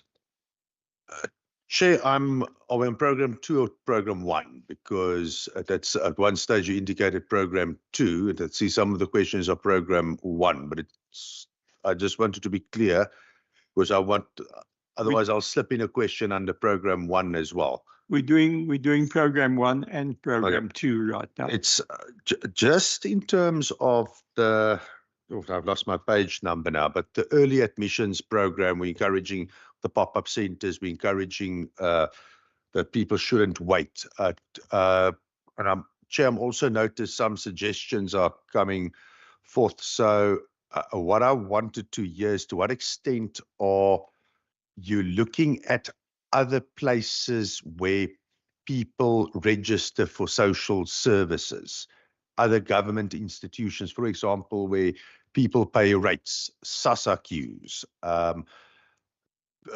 vehicle, and I'm mentioning a couple off the top of my head where what struck me on that is I think it's an admirable campaign. I think we should have it as effectively done as possible. I can imagine how it assists your planning in a year and also your budgetary preparation if people apply early.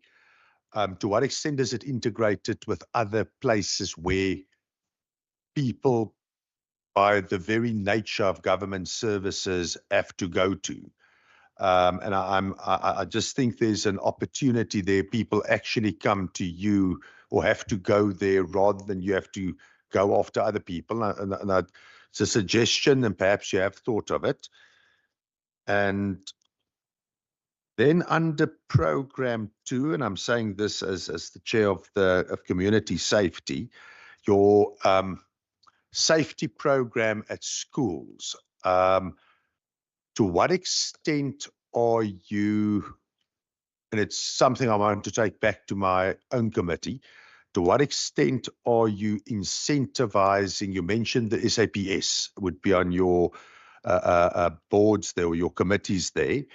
To what extent are you incentivizing neighborhood watches specifically aimed at making schools safe? Is that something you've considered? Is there anything in place like that? Thanks. Thank you for those questions. I think handing over to HOD and Minister. Thank you. Thank you very much. Maybe I'm just going to go through and just say, Mr. Abrams, if you can maybe just report, just respond to the question about the follow-up question from Mr. Sayed. What is being done in terms of the enabling environment? And then Mr. Sayed made, that was really the question in terms of the board program. Mr. Abrams, if you could follow up on that.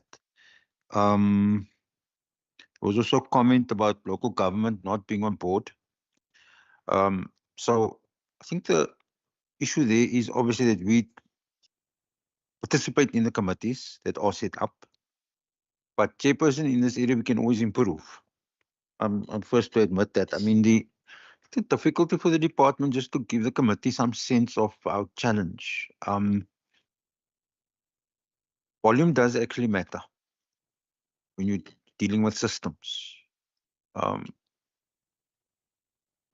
my career, worked on 2 big projects, one of them being World Cup football, one of them being Olympic bid thing.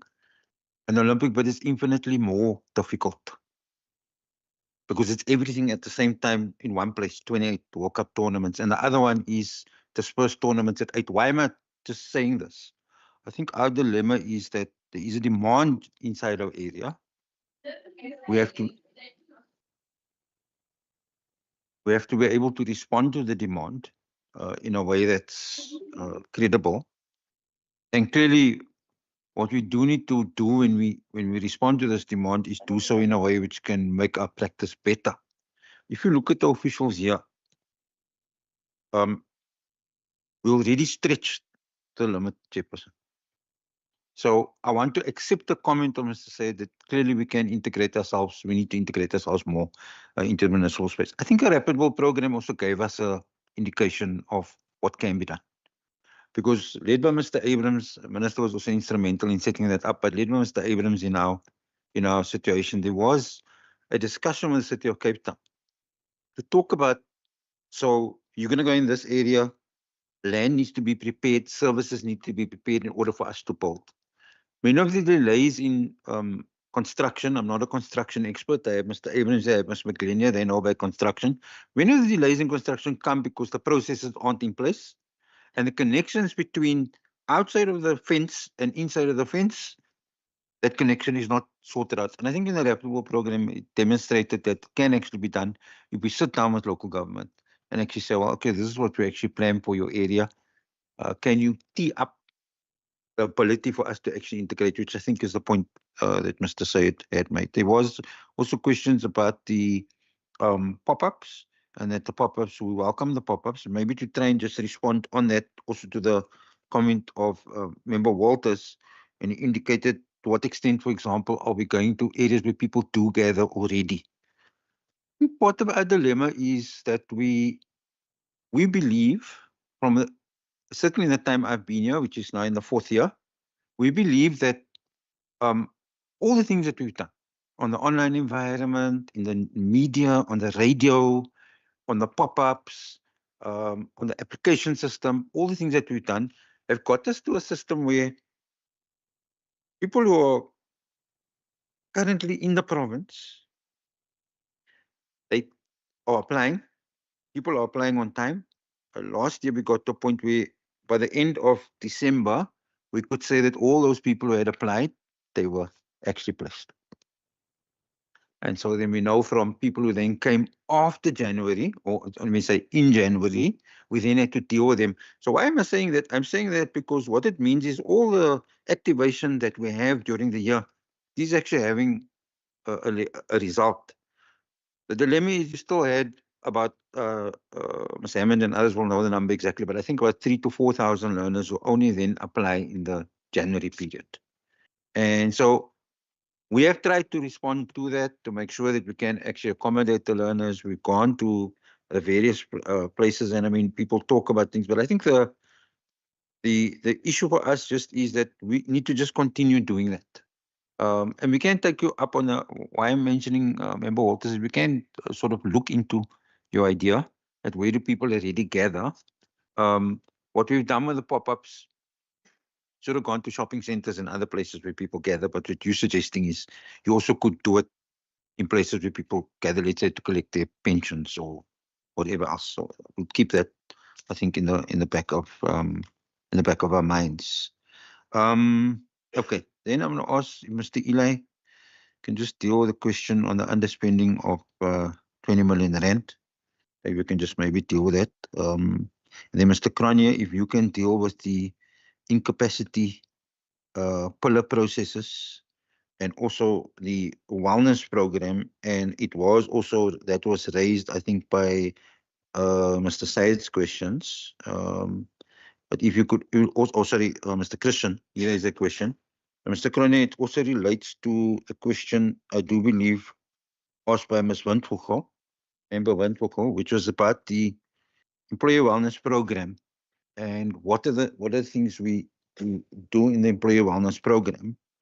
And there's also a question which maybe Mr. Meyer must also assist with the answer about, because it's really related to safety, about what do we do on what are the proactive measures that we take almost to protect our teachers inside the environment. I mean, in our view, just broadly speaking, we do believe that the measures we take inside the school gates, they generally are enough to protect those teachers when they're inside the school gates. What happens outside the school gates become very difficult for us to manage. And Mr. Meyer, for example, is connected in the safety committees, is connected to the police network and all the others to be able to deal with those questions. But if Mr. Meyer, between Mr. Meyer and Mr. Kroner, they could perhaps deal with that. Minister, you will speak about SA? Thank you, Minister. And then I do want to, I think it's Mr. Christian who spoke about the why do some schools flourish and others don't, and leadership academy and what's the issue. In our experience as the education department, but generally just in the state and generally in life, leadership is actually the thing that matters. You know, there's that saying that the fish rots from the head, and literally in education it's true.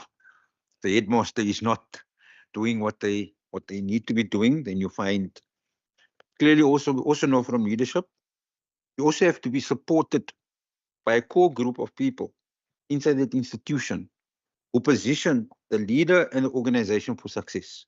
And in some schools, while we even have good principles, that leadership code is not, that stuff is not there. But that's an ongoing project. We work with that, you know, over time. It's also the reason that we're very specific about principles and that the appointment of principals are done by the head of Department of Education. Because we look at, does a person have leadership potential? Can they lead under pressure? Are they organized? Can they supervise? Can they plan? Which are all skills that one requires for leadership. And we've got a system in South Africa, which is now we democratize education for SGBs to be able to have a say in education. But that needs to meet what the requirements are. So we're always caught between that, Mr. Christian, because in the end, we take the nominations for principals from school governing bodies. We apply layers of, let's just say, evaluation, and then obviously we make a decision. But in our experience, one leader in a situation can actually make a difference in some schools. We have seen it where we sent what we call curator principles. Mr. Mayor can perhaps just talk about that as well. Curator principles into environment, and they bring stability into that environment to be able to do things. So I just wanted to maybe just mention that. So then on the question about diversity, and we're not showing diversity and the targets and so on, I just want to say, Chairperson, clearly we can do better in that area. Clearly we can do better. It's not something that we can defend in the way that I want to defend it. I just want to say we can do better in terms of where you are, but we're also at the mercy of who applies for whatever there is. What experience do they have to be able to go? If we take, I mean, you're looking at us here now, but if I should show you the level just below us, which is circuit manager level, just below us, below this level on the whole department, the senior management of the department, all the professionals that are actually paid almost at director level, you will see a very different picture of who we are. But I do want to accept the comment you made, ma'am. We clearly can do better in that area, so we will look at that. Mr. Kroner, will you deal with the question on number of persons with disability in the department? Anyway, that's that. Thank you very much. We dealt with the question of the SASSA services integrated to where people go. And then, Mr. Mayor, if you can perhaps just talk about the neighborhood watches and specifically the safety program, what you're doing there with safety, because you are on that committee to try and make sure that the schools are safe. I think that covers all of it. So we can start off, maybe just go down the line. Thank you. Thank you, Mr. Ray. Yeah, thank you, Chairperson. Just around the question by Mr. Sayed around on page 89 around the expenditure. The same response I gave on regard to page 11, it's the same response as well. So I'm not sure if you want to repeat that, but that's the same response. It's just on page 89, they broke it down to the program now. I think we referred to 39 million on that page, which is the same 39 now. Thank you, HOD. Just in terms of the safety, you know, you as the HOD has indicated, you can put as many measures in place as what you can, but if the teachers don't close the gate at the school, you know, it opens it up for anybody to come in at any time. And so safety is an ongoing matter within all of our schools. We spend a lot of time. We've got safe schools field workers in every district office who go out to go and do spot checks at school to see whether the gates are actually closed, whether the access control is being managed at the school, because that ensures that who comes in and who leaves the premises of any particular school. But of course, it does slip at times. And unfortunately, we had an incident not so long ago where a group of people came in and robbed all the teachers at the school in Khayelitsha. And then the spin-off of that is that learners then came 2 days later at another school and then said they heard about this car that's coming to rob again, and everybody ran out. And so there was again, you know, there was actually no threat, but learners just left the premises to go home because they felt they would be unsafe at the school. So it's also that, you know, that happens in some of the communities. But the idea is not only to look at learner safety, it is a holistic safety plan for a school, which includes the educators, the non-teaching staff, as well as the learners at a particular school. We do invite the neighborhood watchers to be part of our schools' safety committees as well. And the one way in which, in a very practical way, we try to accommodate neighborhood watchers is to say there's a classroom available at the school for you to utilize as a meeting point before you do patrols in the community. Very sadly, unfortunately, in many occasions, other things start happening in the room, which we have got no control over. And then we have to say to people, I'm sorry, but you have to vacate our premises. And so there's a bit of I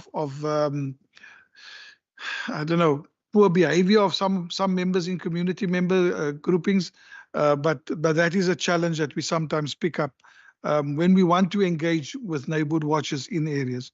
In other areas, we have very active participation of neighborhood watchers and even the CPF, particularly around the marching bands, the drill teams that we've got at a number of schools. And so they get involved because SAPS is quite prominently involved in that as well. And where we do the drilling with the learners, and it does help, you know, in terms of reduction of crime incidences on the school premises.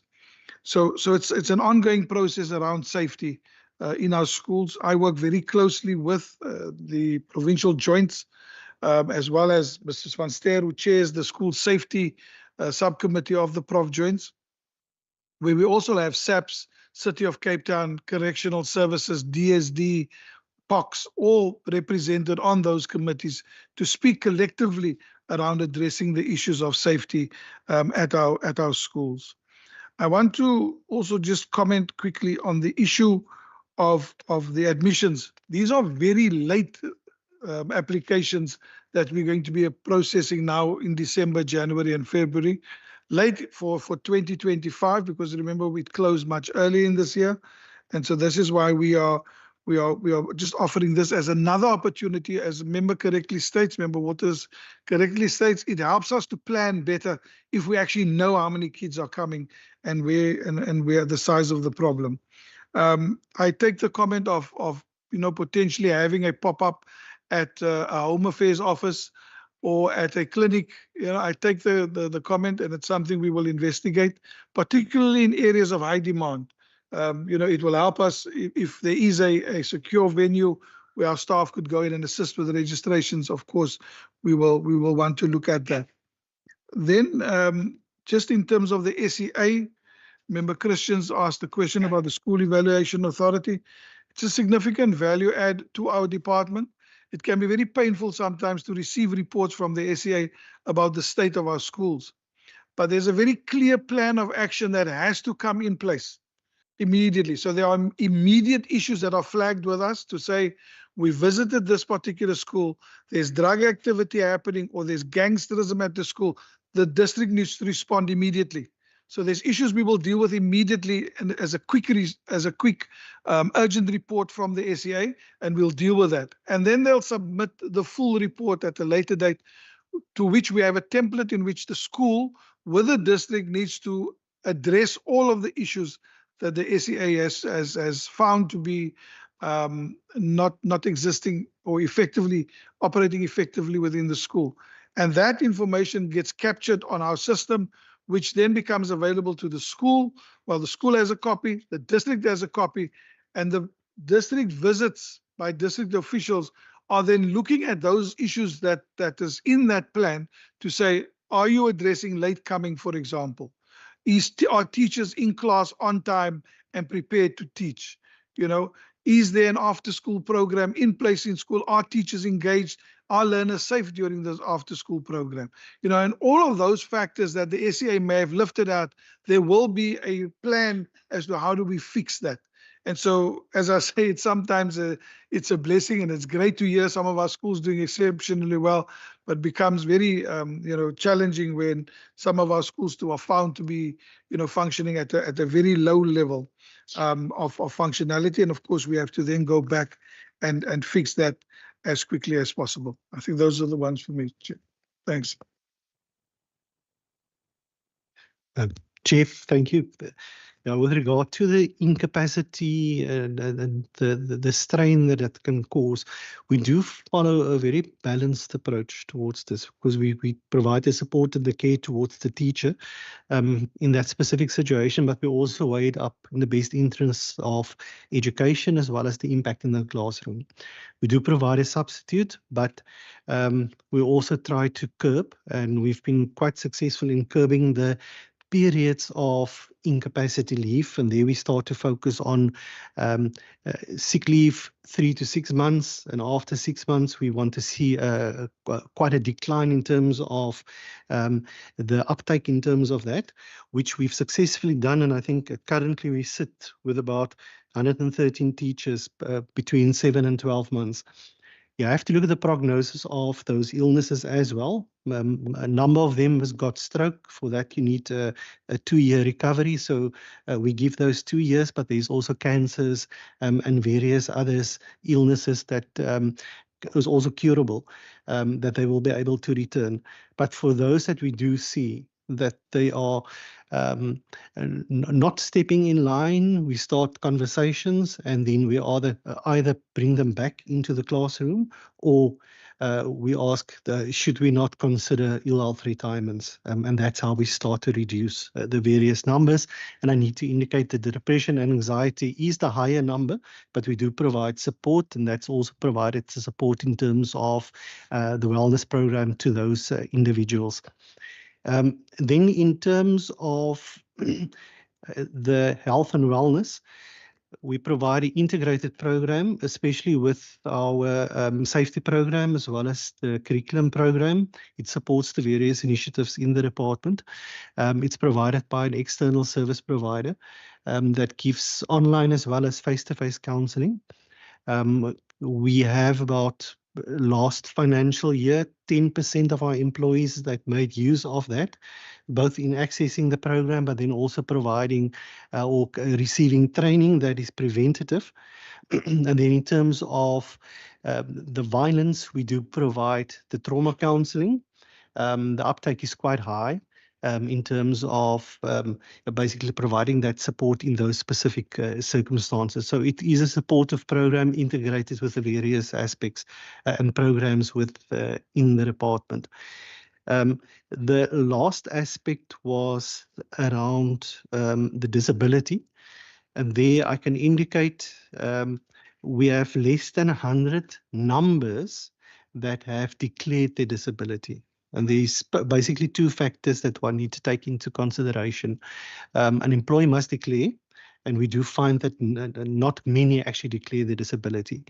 But in this specific environment where you need high levels of qualification, we also need to look at the specific demography of this specific profile. And that's where we get the challenges that we don't always get people with a disability who's qualified that it can actually become a teacher in the classroom to the numbers that one would expect to be in the department. Thank you.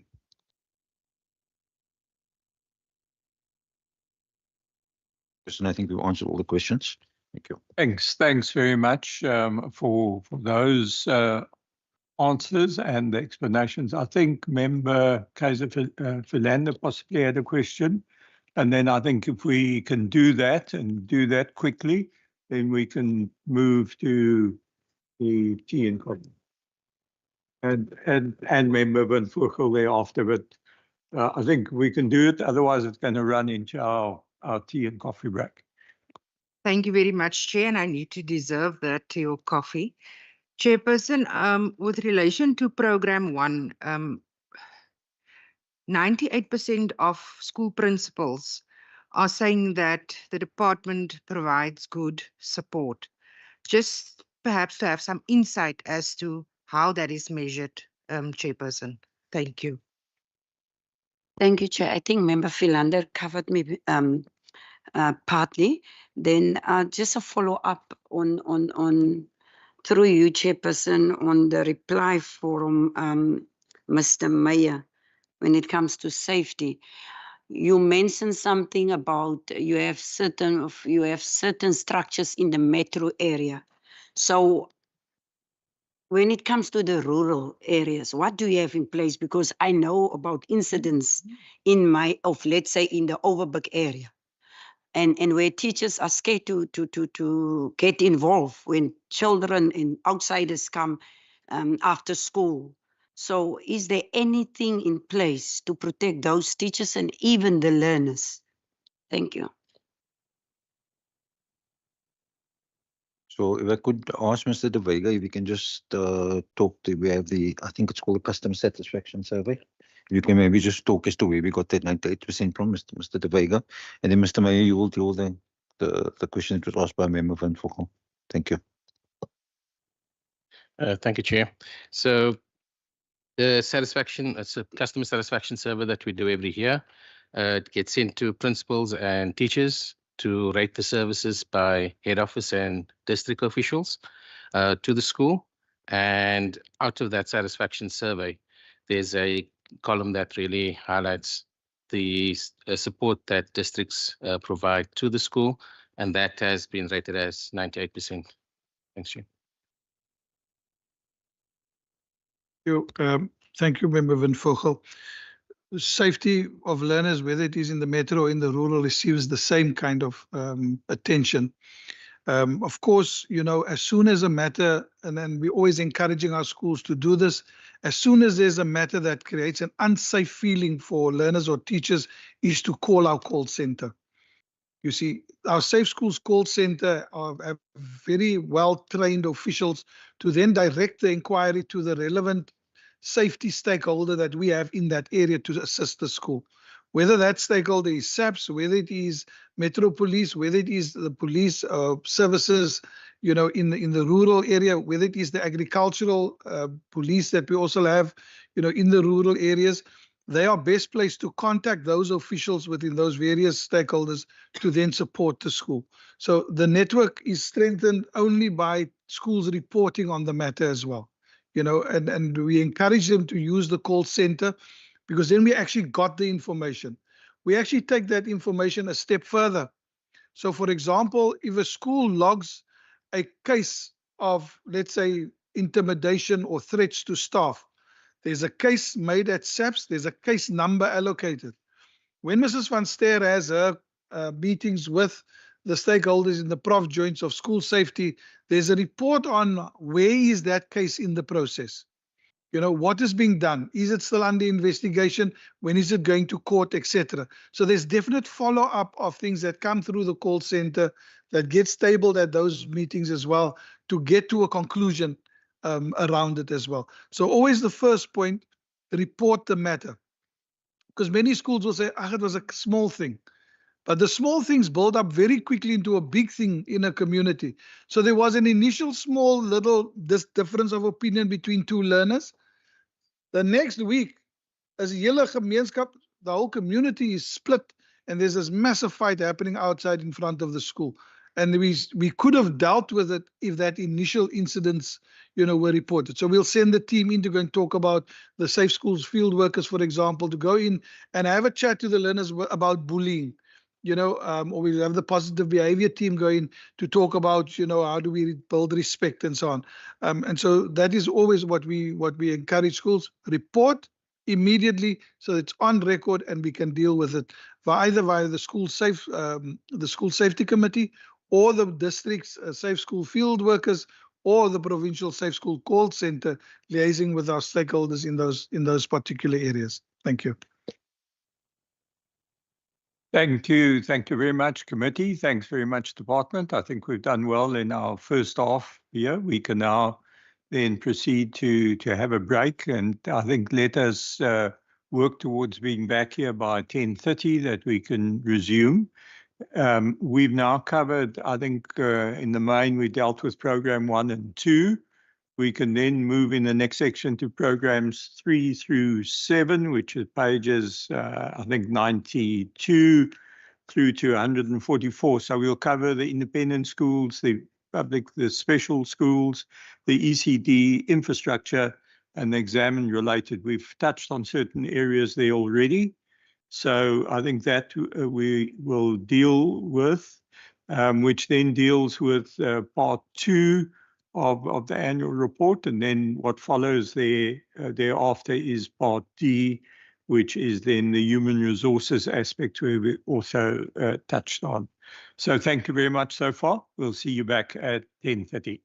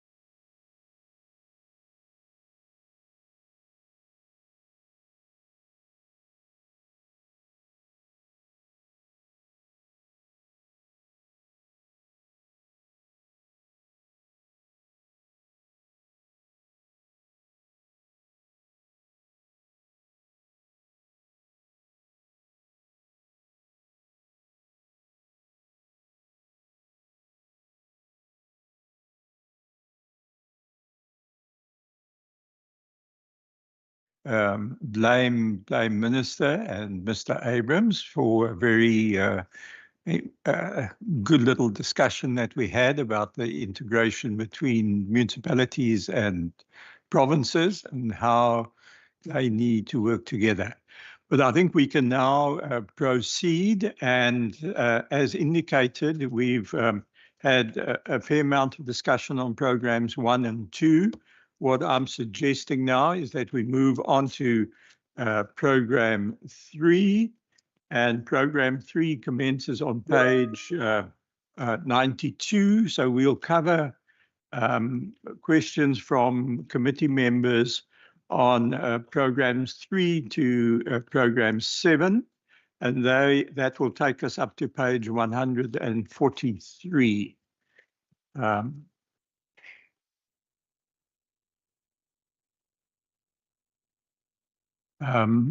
Is a question online from Member Kasim. I see is online.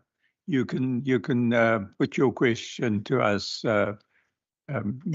Good morning to you, Member Kasim. Thank you very much, Chairperson, and good morning to the members and everyone else.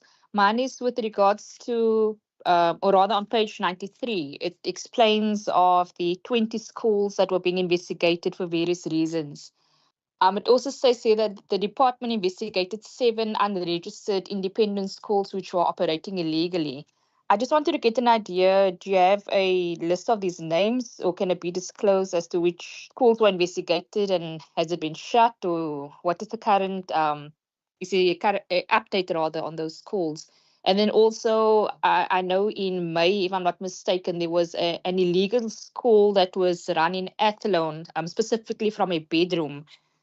Are there any other schools in Cape Town specifically that were shut in the last 2 or 3 months?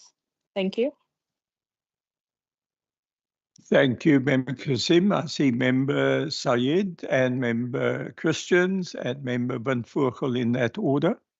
Thank you, Chair. And let me thank Member Kasim for that question. She's actually covered me. My addition to the question from Member Kasim is, did the 27 schools mention the 20 non-compliant and the 7 unregistered schools? Did they continue receiving their subsidies during and after the investigations? Then also, what is the geographic spread of these independent schools? Then on page 96, the table on the sub-program expenditure.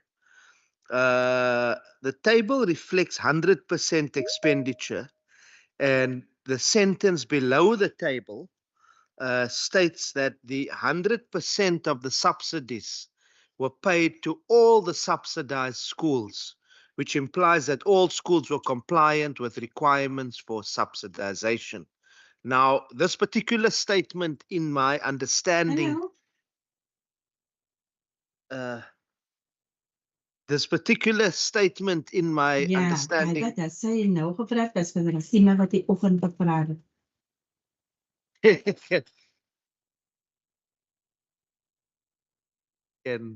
You might continue.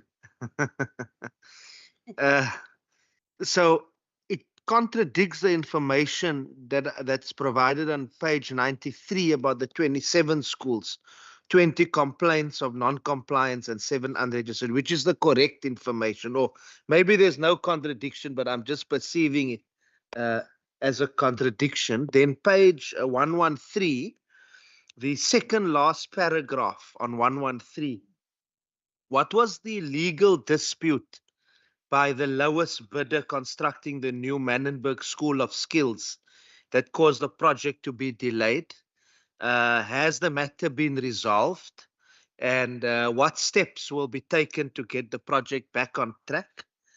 Then also, what has or will be done to get the Salauris Pass High School project back on track there, since the services of the previous contractor was terminated due to non-performance? Then page 132, program 7, sub-program expenditure table. 7.2 professional services. I just wanted to get a sense as to what professional services were procured or provided for the 191.414 million rand. Then 7.3 external examinations. And I want to again say, Wasima, that when we go to the resolutions, all of what I'm asking, I'm going to request that we get documented. We get provided with documents from the department. External examinations. Can we get the detailed breakdown? And that will also in a document of the 326.739 million spent on external examinations. Then 7.4 special projects. What special projects were implemented for the 916.493 million? Did the expenditure, Chair, on 7.2, 7.3 and 7.4, as I've just mentioned, increase the expected impact? And would the department say that it added value for the money spent? Then finally, section number 5, just let me get to my notes. Yeah. Sure. Section number 5, transfer payments. Am I Just now? a moment. Chair, I know Moving that too fast. the honourable members on rapid fire. If we could just slow down so that we could keep up, and if you could just point out the page number. Go to the page number, so we can just tell it where 7.2 is in the document of page number. Okay, I think we dealt with 7.2.3 and 0.4 on page 132. Yeah, that's 132. Yeah. Yes. Then I wanted to go to 134 to 135. Okay. Yeah, that's where I'm ending.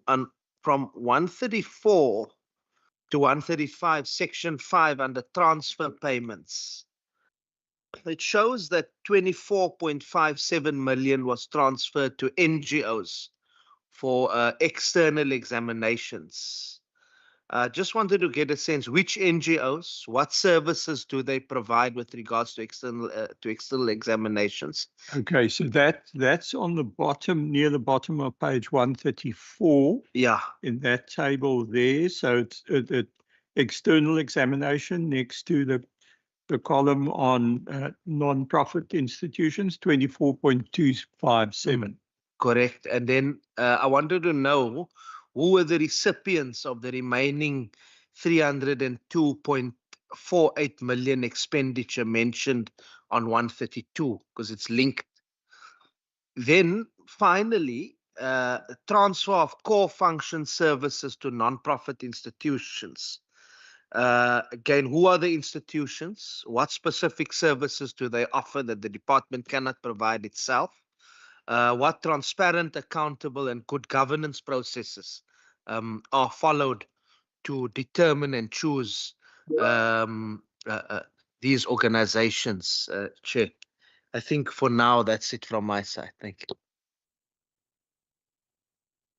It's clear that Member Sayed had a very good coffee there that is okay. Member Christians, yeah, you can go. No, thank you, Chair. Just can be linked to a couple of pages. I'm looking at the pass rate, matric pass rate, and I know Because what.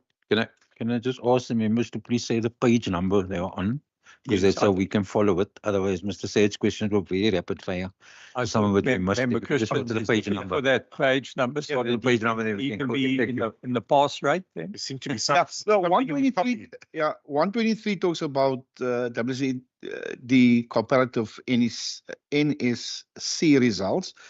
But if you take it back to 73, it talks about the high school improvement program. I want to know per district, what is the matric pass rate per district? Because there's certain districts that struggles, and what is the department doing in those districts struggling? Because there's access to degrees and those type of things. If you can give me a breakdown. And then I know we had a presentation not so long ago on learner transport. And I read it somewhere 67,425 learners have been transported, and that was done. And still we read in the newspapers, the vehicle accidents and those type of things. So can the department give us a breakdown just on the vehicles roadworthiness and those? Just give us again that breakdown. How do you, because I'm referring to 135 transfer payments, but I'm just also looking at the other sections that's aligned to that, about that transfer payments, but I'm more interested about the safety of the learners. I think that is very important. And one thing that I skipped and that I did not see, and I saw it in my notes here, the school governing bodies, is all the school governing bodies now, the elections was in March.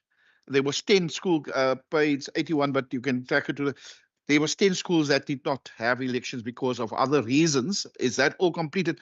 And the training and all of those type of things, do they understand their roles and those type of things? I know I read training, you spend on training, but I want to know just, are those school governing bodies functional, and do they know what they need to do? And did all have their elections? I think that's all for now, Chair. Thank you. Thanks, Member Christians. I hope we've got all of those. Okay, I think we've got Member Windvoorgel, and then I think Member Kasim has got her hand up as well. Thank you, Chair. Chair, mine is before we went for tea, I tried to get your attention, but I was promised that you will accommodate me in this session, because it's just two quick questions. As you are aware that the standing committee planned to do an oversight visit to the Witzenberg, I think a school in Witzenberg, and because of other commitments, we could not go. And therefore, there's this perception in that community that the department, their mandate is to attack poor people, because it seems the department is removing contract teachers and stop buses for children, especially in the rural areas. And we are speaking about Bella Vista High and the Klipbrug and surrounding farm areas. And according to the parents, they were not even informed that the bus services will stop and it just happened, and they have to make plans, and some of the kids didn't even attend, and some parents try to take children to make arrangements. And that's really, it is an attack on the poor, the message, the way we receive it. And that was the reason why we planned that oversight visit to that school. So now I want an update on that, if the HOD or the minister in the HOD or his officials can give us an update on that issue. Then lastly, Chair, mine is on the I just want to check with the department. The support that they normally gave to teachers, there was a cancellation of transport for staff to the department sports event. And that was in the West Coast, the 18th of this coming 18th of October. What is the reasons that is no longer going to be, they are no longer going to be accommodated when it comes to transport? Thanks, Chair. Thank you, then, Member Windvoorgel and Member Kasim.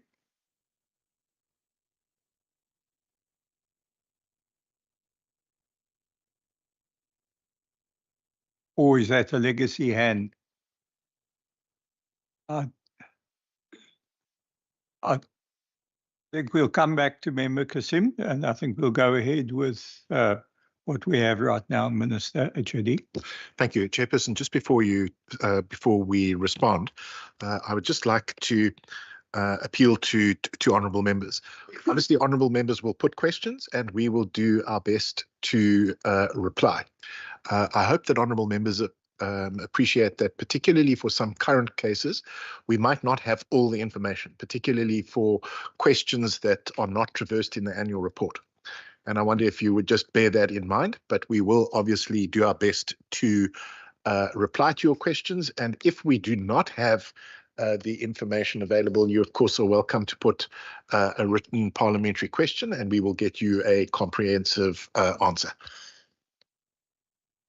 So, no, thank you for that comment, Minister. I think also just to maybe say some of the detail that has been asked. We may not have readily here, but I know after the committee meeting, we sometimes get a request from the committee. These are the matters that can the department please provide the information. So we will provide the information. I think also when you start bringing in current cases on that no relation to what's in the report, and that also a slight difficulty because we then have to go look as to where those are. But I think just the commitment from our side is to answer every question here, Chairperson, whether that's orally here now or in writing.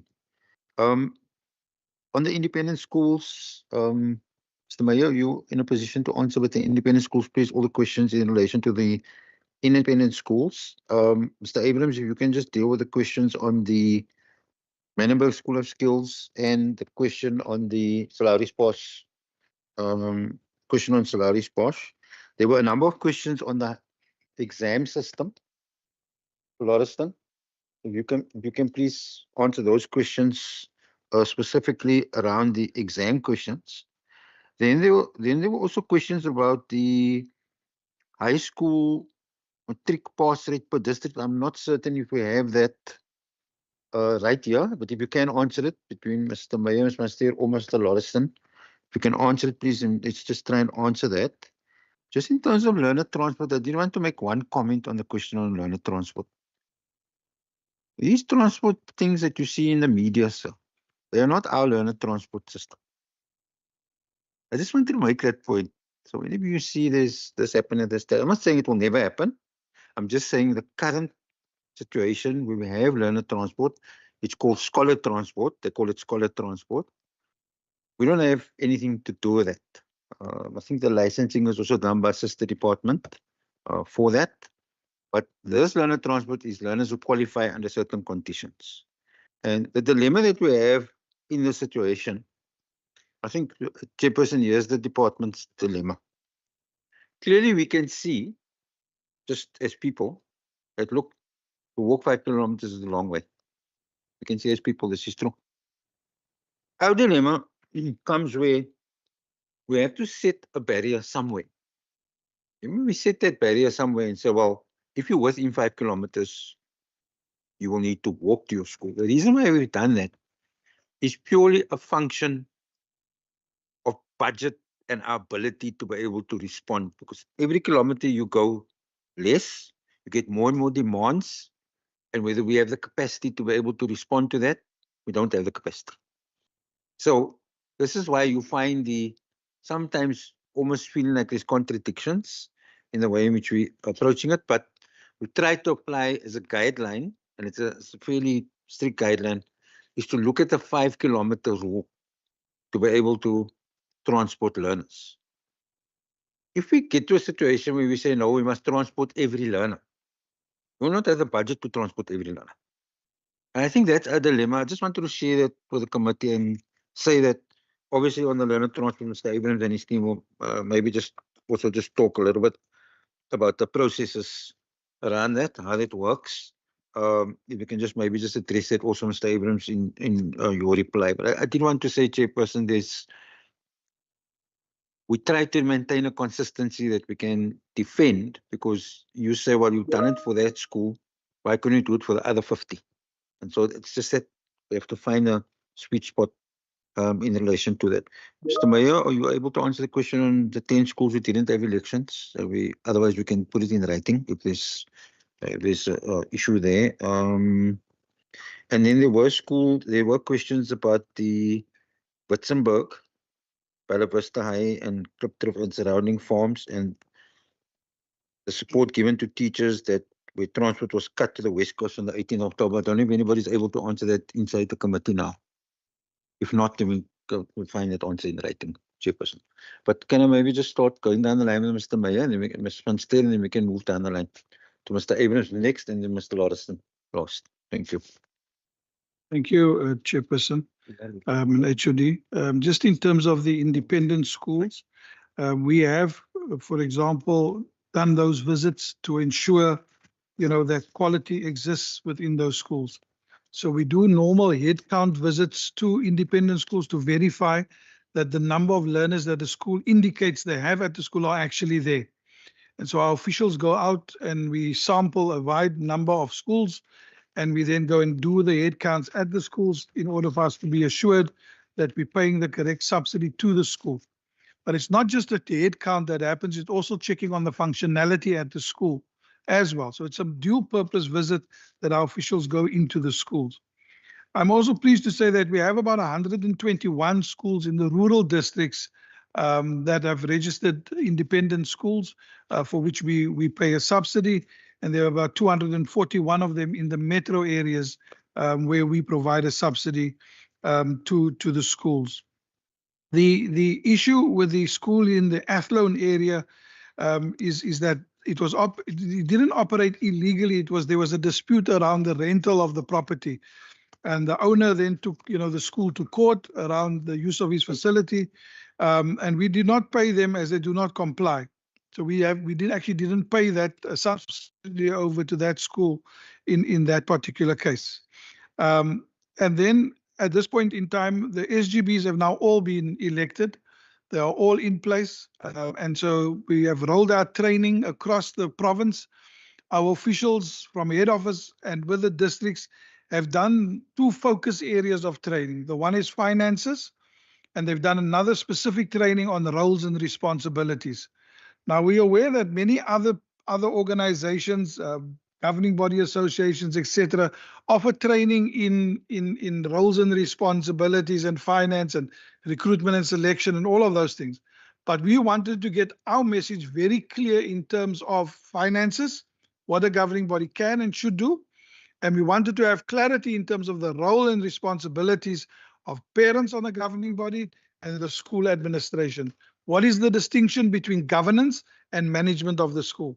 Because that is sometimes where the line becomes a little bit grayed and governing bodies start saying, well, why is that teacher coming late and why is she not in class, etc., and starting to want to walk around the school safe keys in their pockets when they get confused about the roles and responsibilities. And so we wanted to do that specific training with governing bodies. The training is ongoing. So as we receive a request from a school for a touch-up on a particular subject that they feel they need a little bit more information, the team does go out and provides the training to the governing body. We also in the process at the moment, what we've done is, particularly around the filling of posts, we've trained our district officials now to receive the documentation from schools for the filling of posts. But now we find that the secretaries of the governing bodies are not adding all the correct documents to upload.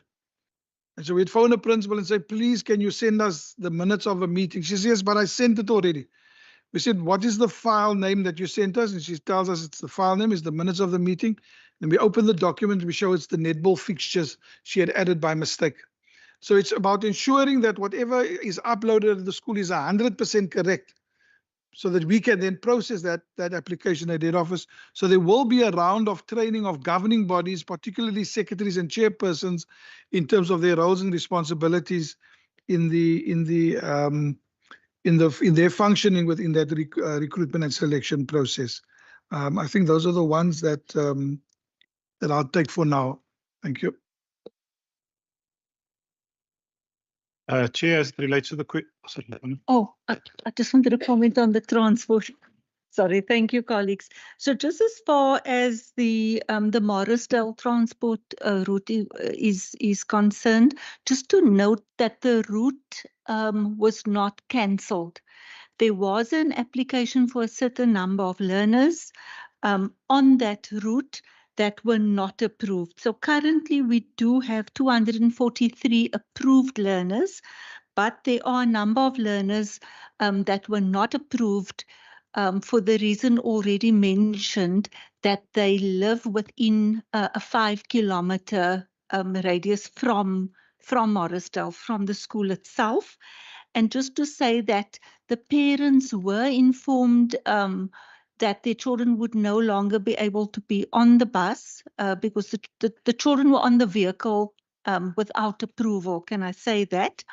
And that notification was given in June along with the affected children's report cards.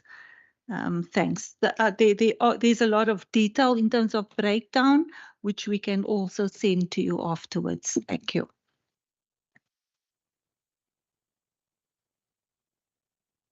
Thank you, Chair. I'll perhaps as an additional comment on the transport. I think further to the HOD's comments around the learner transport scheme that the Western Cape Education Department administers. It is within a policy framework. Ms. van Ster spoke about the distance element. There are other decision criteria. The schools initiate those requests and applications, and those are processed by a bus committee. So there's an administrative process that would route to the appropriate approvers to consider. That's distinctly different from a scholar transport arrangement with the private sector. In the learner transport scheme that we administer, we work with our sister departments around the registration of vehicles and the oversight that regards the roadworthiness and the certification of vehicles. And so that's an institutionalized process. And we work with registered and legitimate associations that represent those transporters. There are vague references to scholar transport associations. There aren't any that we're aware of. We work through our established channels around that. We refer any exceptions, if there are motivations for additional transport, those exceptions are moved to the HOD and minister to approve. As regards the infrastructure development, both Salauri Spas High School and the Manenberg School of Skills are two very complex infrastructure developments. They're being administered and implemented by our sister department, the Department of Infrastructure. So I'm covered by the Minister's comment, Chair, about this being a very contemporary issue. Both matters had been referred to the courts to adjudicate on. In the case of Salauri Spas, a dispute between professional service providers, consultants, and contractor. I am informed as it stands at the moment, and I, for the record, would like to serve the committee with an updated input based on the Department of Infrastructure's report to ourselves, that both projects are approved. Salauri Spas has had the contractor dispute resolved. The contractor was terminated, and there is a financial dispute to resolve in that regard. But for all intents and purposes, the recommendation is that the Salauri High School project is reinitiated.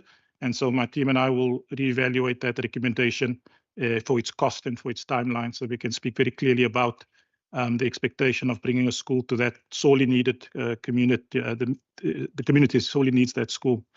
On Manenberg, the question was around the lowest bidder. The information I have, Chair, to Member Said's question, the matter had been adjudicated on by the courts. The information I have is that it might emerge that the lowest bidder, of course, will be contracted to complete the development of the Manenberg School of Skills. So that's a very, very recent update. It's still in the procurement phase, and we'll consider that recommendation as well. We do expect that if those matters are well resolved, we will continue with those projects into the 2025 year, given the imminent building holidays. Thank you.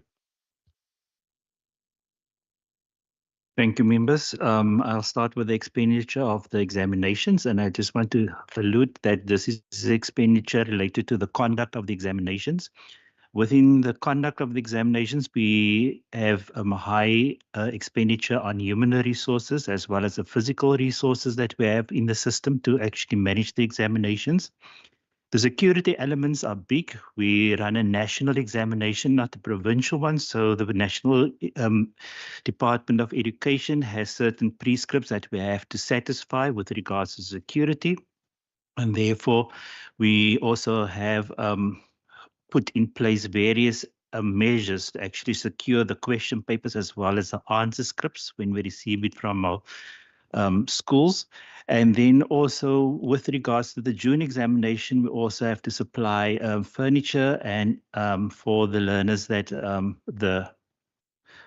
senior matric or those adult matriculants that are writing the examinations, the SE candidates. And just to note that for the 900,000 answer scripts that the examination generates, we also have a large number of markers that we have to pay according to the PAM rates, which is in Chapter D of the Personal Administrative Measures that is published every year. That's also from a national perspective.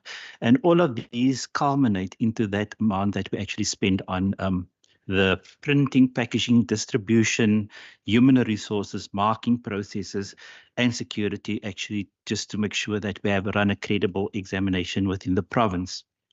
If I have to step down to Member Christian's question on the high school versus the improvement plan versus the matric pass rate, I want to refer to the technical, the DBE. At the end of every examination, the National Department brings out a technical report. Within the technical report, you have the list of all the districts and the pass rates for every specific districts as the whatever other data you look for. It is in that report. If not available, then we will definitely share that report with you. And in that report, you'll also have all aspects of a specific district that is covered. Alternatively, we can supply to you as well. Just with regards to improvement, also noting that we're the only province that captures a per question analysis for every school. So every school in our province has a per question analysis.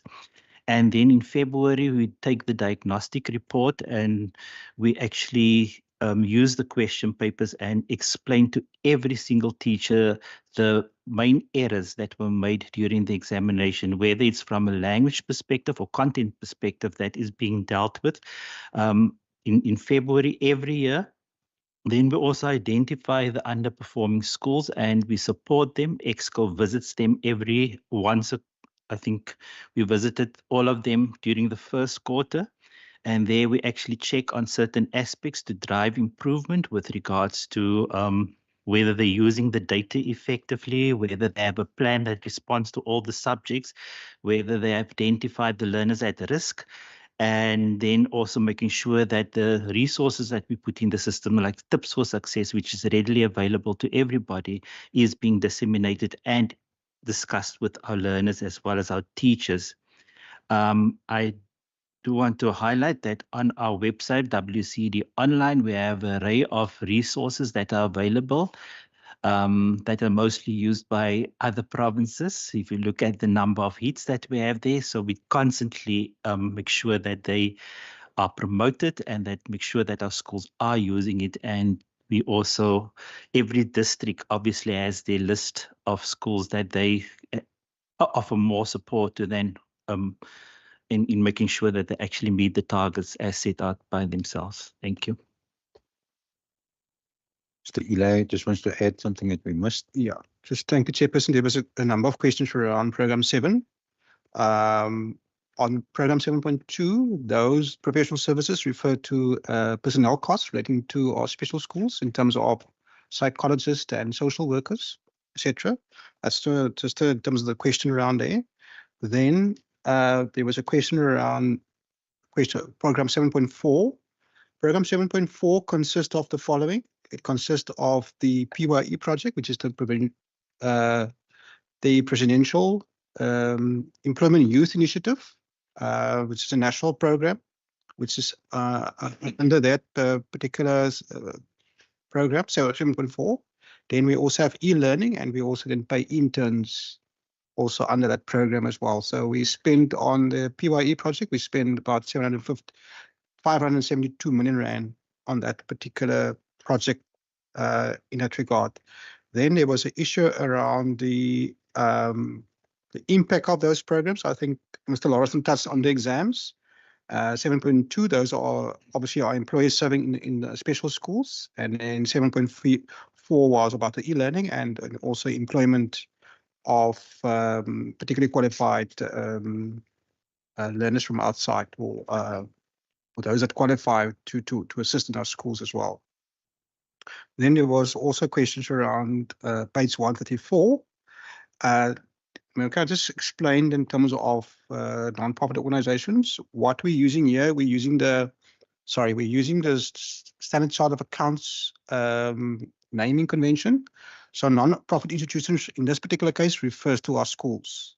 So these are, you will see we are transferring payments to our particular schools, and what is listed there is the types of transfers we make for infrastructure, admin support, 3 streams model, norms and standards, conditional grants, arts and culture, compensation for fee exemption. So what the table just explains the type of transfers, or the nature of the transfers we are making to those schools. So that's just in short. So the particular question was around examinations. I think Mr. Lawrenson touched on that. We use some of our schools as marking centers. Those are the hostels as well. And we pay them in terms of a MOU. We pay them in terms of those for that service. We pay them for the service rendered, because they obviously incurred overhead costs, which we have to remunerate them for as well. But it's chairperson, in past years we've used open tenders for that, but we discovered when the financial crisis happened a couple of years ago, we decided to use some of our schools that can render the same service. So we've continued with that. So it's a cheaper option for us, and we have much more control in terms of then dealing with the administration of exams as well. I think, chairperson, I've answered all the questions there in that regard. Thank you. Sorry, there was also a question about the matric pass rate per district. I do have the figures here. If it wasn't, Mr. Mayor, could I read those figures out? Okay. So Cape Winelands, 74.7%. Eden and Central Karoo, 84.6%. Metro Central, 82.4%. Metro East, 83.8%. Metro North, 85.9%. Metro South, 78.5%. Overberg, 84.1%. And West Coast, 77.7%.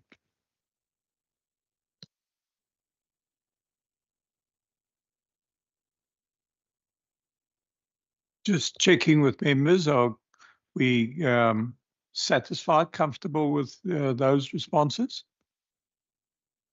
I see your hand, Member Sayed. I know that Member Kasim also had her hand up. So perhaps let's just take her, then we'll take you, Member Sayed. Thank you very much, Chairperson. Chairperson, I think that all the questions were answered except for those on illegal schools that were being investigated. I just want to follow up or just link that my next question to that as the department prepared to respond to that. I just want to check for how long has this schools been operating before the department actually stepped in to investigate, and then also what legal action was taken against those schools who are operating illegally. Thank you. Thank you for that, Member Sayed. Chair, no, thank you. Mine is, I think it has flowed from the responses that have been given, and I don't know how to tie it, but I think it's relating to the learner representative councils, and I think broadly, it's not on any specific page. I think it would broadly be speaking to what secure spaces for learning, or all the.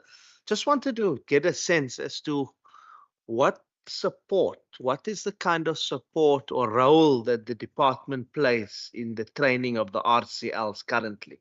I just wanted to get that sense from then the follow-up or the link to that is also just around the Kailicha Commission of Inquiry at the time. I think many members of the department will recall where it was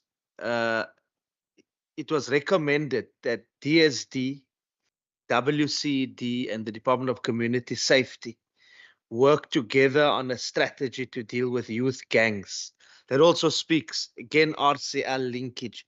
Just wanted to get a sense, has there been any reflection on those recommendations? Thank you. I think it was at the time when Premier Zille was heading the administration in the province. In fact, she called for the commission. Thank you. One question, Chairman. Member Christians? Notice 109, the grade R intervention at special schools that was established. If we can just get an update on that. Thank you.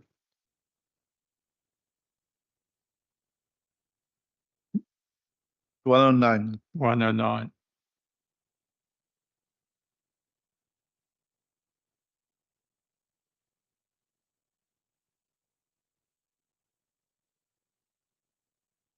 Sorry, can you answer the question? Yes.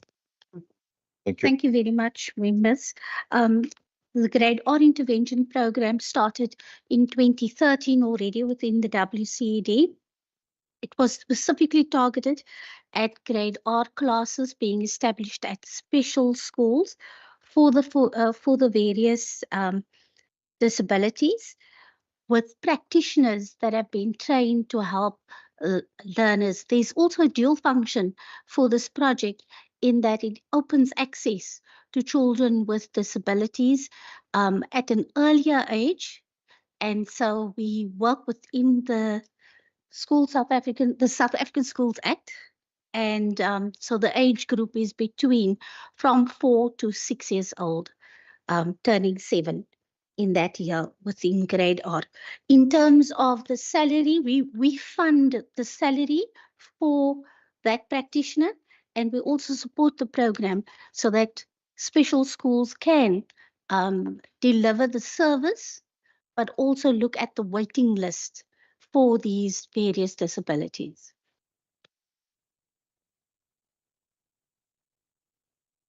Chairperson, let me just indicate firstly that the Coalition Commission of Inquiry is a 2014 report. So that's 10 years ago. We'll probably have to just go back. Predates me slightly. We have to go back. We just have to go back and see whether the question that you asked, whether that has happened. However, I do know that Mr. Meyer, for example, is in the security almost cluster of departments. We talk about safety at schools in the safety area. But specifically to your question, we'll have to go back and just see. Mr. Sayed, we'll just have to see whether we've done, although it is, I'm just noting that it is a matter from 10 years ago. Mr. Meyer, if I can ask you to deal with the question about the training and the support we give to RCLs, because I know there's a whole program. Specifically, also maybe we can also just talk about the work of the IEC in assisting us in that area, how they actually integrate with the area. And then there were questions about illegal schools and how long the schools have taken and so on. Chairperson, with your indulgence to us, if we can give that answer in writing. So we'll give you the 20 schools that we indicated, what action we've taken, we'll give you that answer in writing. Thank you. Fine, that's acceptable. Yeah. Thank you, HOD. So we have a school democracy program, for example, with the IEC, where we then also work with our RCLs, in that particular program with them. We do have breakaway sessions with our RCLs as well. Per district, we'll have a specialized RCL meeting where we will give support to the learners in those sessions, will fulfill those functions on their governing bodies. So there's a continuous capacitation process that we go through with those learners. Remember also that in most cases, alternate every year. We'll have a new batch of grade 11s coming in, and then the next year they're in grade 12, and then they step down, and then the new grade comes up again. So there is always a bit of fluidity in that sector in particular. So that's around the IEC and the RCL training. Come back to Member Kasim's question around the illegal schools. We act immediately of when we become aware of an illegal school. So there is no delay in terms of acting on a school that is operating illegally. We do act immediately. We go in to establish the facts, and communities are fairly good at this. We'll hear about it very quickly that there's an illegal school running because people are unhappy about all the noise associated with the school, etc. So people will then log calls, and say, why is this thing operating? Why is the school operating here next to us? Can you please, establish the facts? So sometimes our call center will gather that, or people will call the district office, but we will get the information fairly quickly in order to then go in, do an investigation to establish what is the facts, If it is operating well, we will assist them to be registered as well. So we will help the facility, to get to a full registration, and then potentially look at funding them maybe after 2-3 years of establishment, just as per the normal process. So there is no delay from when we become aware until we start the investigation. And then we would normally send out, feedback to the people who have raised the complaints to say whether the school is legal or illegal, and then also what are the next steps that we'd follow with that particular institution. Thank you. I think that covers that, and I think we can now move on to part D, which is the on HR matters. So that is pages 161 to 198. HR management, and I'm just looking if there are any questions from committee. Member Sayed and Member Christians. You can go ahead. Chair, thank you. Yeah, I'm not going to be going too much in detail or having too many questions. It's just one particular. Maybe I need another coffee. But just one particular, just given that it's HR and you're dealing with issues of staff and it's been very much in the public domain, I just wanted to know what's the latest development around the Wesley Newman matter. Thank you.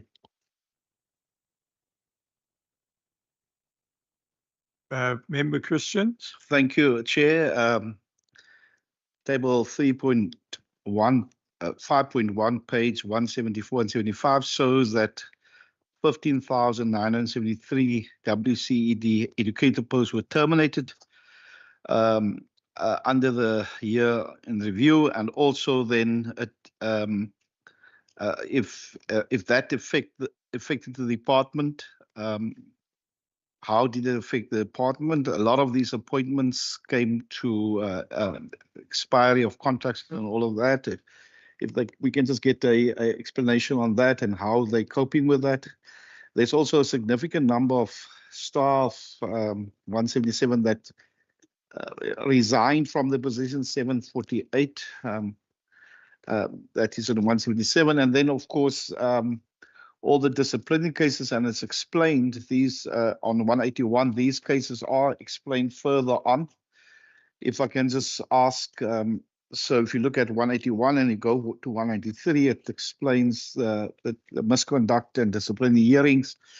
If the department just tell me fines, I see there's fines, 158 fines. If we can get some explanation on that. The others we understand, and this maybe is another thing that I'm thinking about. In the one case, not guilty is 17, cases withdraws 14. I know it's small numbers, but when fingers are pointed at the individual and that individual is not guilty, there's a problem there. They brushed under whatever the offense is. They are not seen with in the same light again because there was a charge laid again, irrespective of guilty or inguilty. How do that staff member, and how do you deal with that? If you're accused of something and here you've got 17 cases that's not guilty, 14 withdrawn, but they maybe looked at you as a sexual offender or as a thief, or, how do you deal with that? And then, of course, the serious one is sexual assault on learners. So that's 13 there. I hope they are. Firstly, there's a hearing. If they're found guilty, there's also a criminal charge. I hope that is what's happening. And then, just if you can just explain improper, disgraceful, and unacceptable conduct, 50 of those. If you can just give us some explanation on that. Thank you, Chair. Hopefully, Department, you captured all of that Member Christians related there. Chairperson, we're going to answer this in two ways. I think one, just on the Wesley Newman matter, just to indicate that we are in a number of court cases with that matter. So I'm not at liberty to just talk on the matter inside this hearing. The matters are still in court. We're before the courts. So that matter is in the courts. If I could ask Mr. Cronje, if he could take a stab, please, at the questions, and then I think Mr. Christians, if there things we missed, maybe you can just follow up. Mr. Cronje, can I hand to you, please? Thank you. Chief, thank you. Just in terms of the terminations, the numbers would seem to be on the high end, but those are rolling contracts that's renewed on quite a regular basis. So it's kind of the same person that's maybe renewed 2 or 3 times during the year. But bottom line is there's always a teacher in the classroom. So there's never a classroom without a teacher. Then in terms of the resignations, I think there we can also reflect on just make it to the right. Yeah, just in terms of the resignations, the number is not excessively high. If I also look at the age distribution and also where those resignations are actually coming through, it's a kind of a healthy curve that we see in terms of that. There seems to be a bit of a higher resignation rate amongst the youth that is between 25 to 35. But if you also look at the actual number that we employ in that age category, it's much higher. And over years, we've actually tracked that and we've changed that over the past 10 years that it used to be lower in those categories. Now it's much higher. So we've got a healthy curve in terms of our age distribution. Then in terms of the disciplinary fines, there are various types of misconduct related to that, of which it could be a fine, it could be a final written warning. So there's various types of misconduct where you can actually get a fine for. It's not just one specific type. The one that's more serious, there we look at not suspension, but more kind of termination. The 17 cases where it's not guilty or withdrawn, we look at all cases. So we need to, if there's an allegation, we need to go through that. Unfortunately, at times, learners withdraw. The parents say, no, we don't want to pursue. And there we do provide some psychosocial support or also guidance to the teacher that is affected.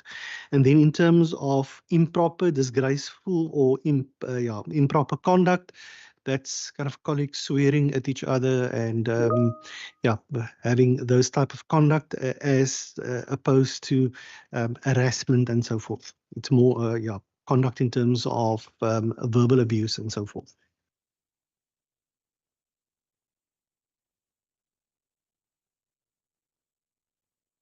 Is that Mr. Christians, with your permission, Chair? Could I ask Mr. Christians, are there any follow-ups that you perhaps want to do? I'm fine. Thank you, HOD. Thank you, Chair. I'm fine with that. I've got Member Kasim, Member Walters, and then did I see Member Sayed and Member Pinto? Thank you, Chairperson. Chairperson, I think my first question is covered by Member Sayed. I just want to also check, what is the time period to investigate any complaint, whether it be staff members, officials, ECDs or schools? Because I find it quite ridiculous that I've been waiting for more than 2 months, and again, I'm raising it in the same committee with regards to the Little Sparrows issue. And then what is the purpose for the delay, especially with such serious accusations laid against the school? Because I can imagine as a member of the legislature, if I have to wait for 2 months trying to get a response, imagine the frustration of an ordinary parent who goes to the department for a response on any other issue. So if I can just get clarity on that, or rather feedback on that issue, please. Member Walters. Also on page 193 and 194, look at the top there, table 3.12.2. There's just, it appears to me a bit of an anomaly, but there's possibly an explanation for that. I notice you have 230 final written warnings and only 1 written warning. Now, unless I misunderstand the process, usually there's a series of warnings before you get to a final written warning. It just appears a bit odd to me. And then if you look at further down on table 3.12.3, and there's If you look at the type of offences, there's sexual assault on a learner, there's 13, absenteeism 13. If you turn to the next page, there's also abscondment 13. Are those related, or is it just happens to be 13, 13, 13? I'm curious about that, if there's a pattern of behavior there. I think it's lucky number 13. Member Sayed, Member Windvoort, Member Boyson. No, Chair, mine is, more of a comment. I understand the fact that the Newman matter, and even if there will be other matters like this, is actually in the court process. There's a legal process, but also I think just to indicate that it's resources that we sign off on as provincial parliament that is used in cases of this nature. So surely, even if it's not going into matters that are going to be sub judice, we should at least be given a broad update even as to where it is at. Is there a court case now? Where is it? Where's the case?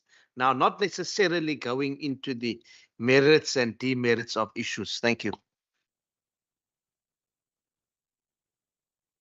Member Windvoort. Thank you, Chair.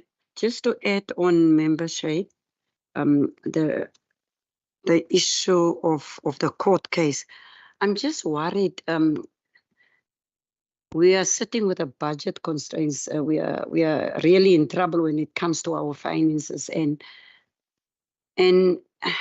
it seems that in terms of prioritizing what is important and not important, and I'm just wondering the cost when it comes to this case.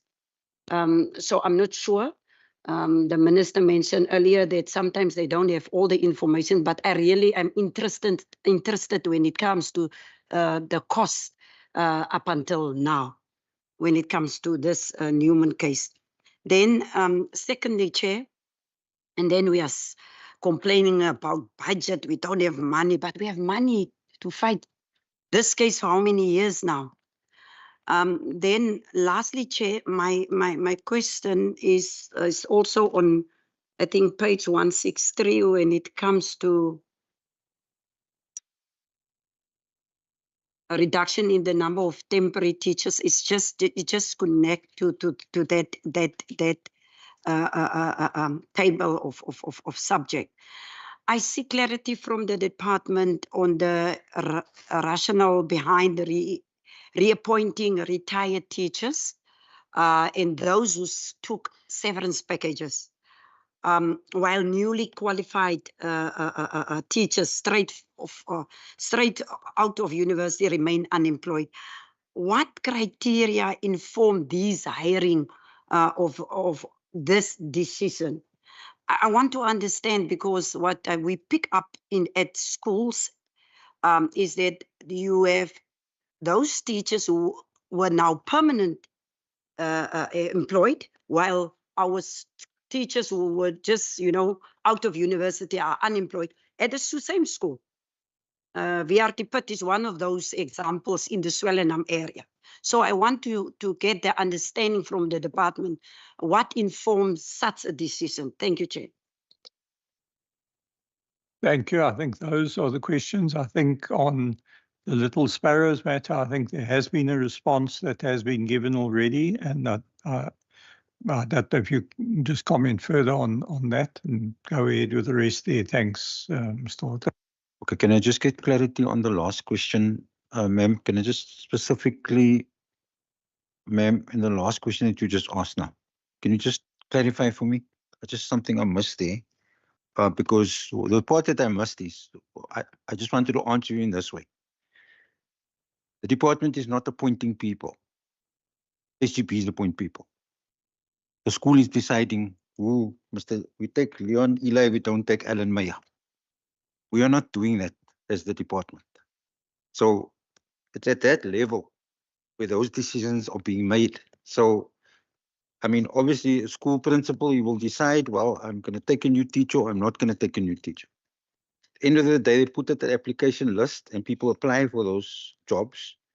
So in the end, it's a selection process, and then somebody gets selected to be in that post or not. So that, if I understood your question correctly, maybe I misunderstood it. I think that's on just on that matter. Minister, I don't know if you want to just respond. Yes. Just on the matter raised by the Honourable Khalid Sahed, just bear in mind that in this case, the person who you mentioned is the applicant in the case. In other words, he started the legal proceedings. We are the respondent in the case, and it's the applicant that has taken us to court. So the department, of course, is obliged to respond, and it's the applicant driving the costs in this case. Obviously, if the honourable member puts a question, or indeed alternatively we could provide a response in writing on, for example, the various court cases, the scope of the court cases, and the current state, and indeed the costs of related to those court cases, we could certainly do that in response to a written parliamentary question, or indeed in writing to the committee.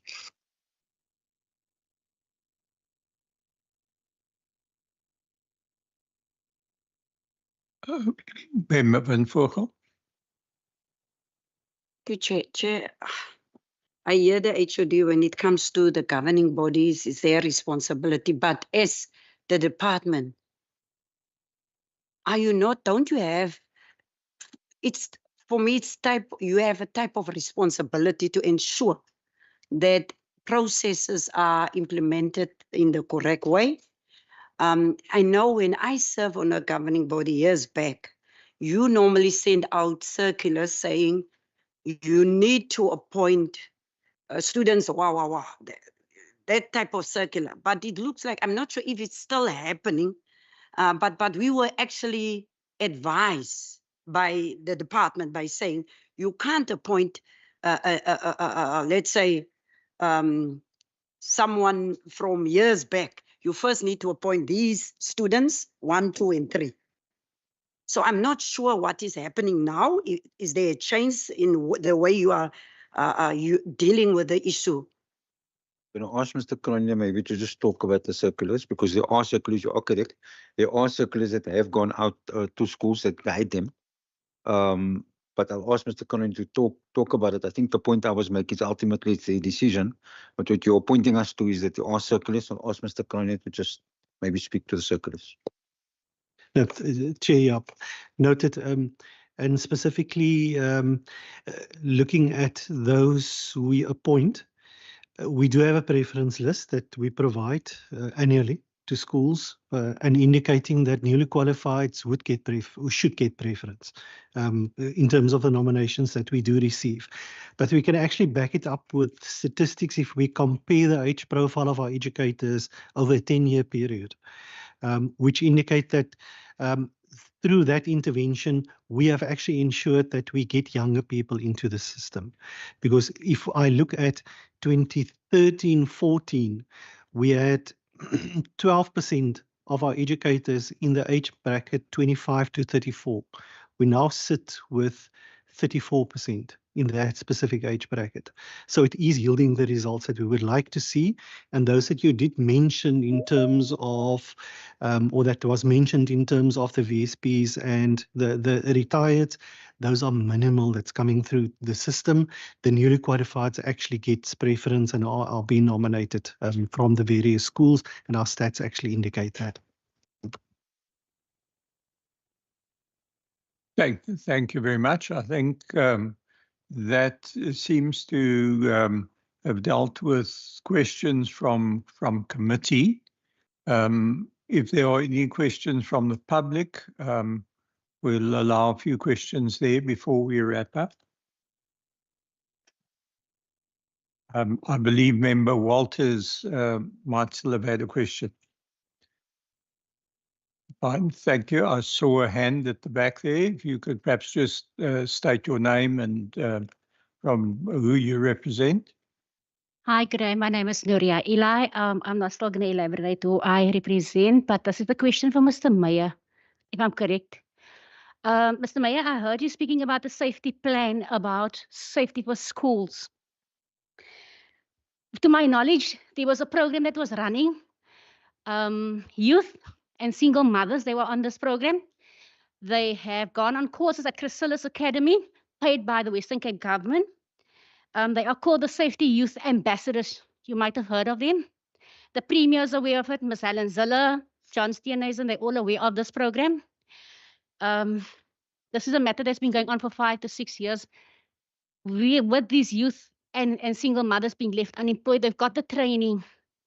They were on a project for a year at schools. The funny thing is they couldn't endure there was so much abuse going on from teachers and children at the time. These single mothers and youth has reached out to the departments various times to ask them for more employment as they want to make a difference. Now, Mr. Mayor, I've heard you speaking about the police and neighborhood watchers. How long is it going to take for a police vehicle to arrive at a school by the time the crime is committed on the school? And I've also heard you saying, teachers must stand at the gates in order to close gates. Teachers are there to educate children, not to stand at gates and to jeopardize their safety. That is why the department are there to create projects called Safety Youth Ambassadors that was left unemployed by this Western Cape government. So I'm asking, I hear all these projects and this budget and the spending and savings. Why not implement the Safety Youth Ambassadors? Why not train youth as social workers to work alongside with the Safety Youth Ambassadors in these classes to prevent crimes on schools, the safety of the youth and the teachers? Another issue I want to also, I heard I can't come to the gentleman's name, Mr. Abrams, I think. So with those ongoing budgets and projects and things, I think the best option to do also is what I've heard from other people in meetings, that we have academic schools. Why not build schools or safety or schools of skills on the same premises? It will be easier for teachers and parents, and it will be less spending money for parents to go to these schools of skills to get their children registered and as well. I think having both schools on one premises will save the departments a lot of monies as well. But like I said, Mr. Mayor, I'm still getting back to you. I would like to know, what are you going to do regarding the Safety Youth Ambassadors being left unemployed by this department? And I hear you speaking about the safety plans and that. What is going to be done from the department side for the single mothers and youths?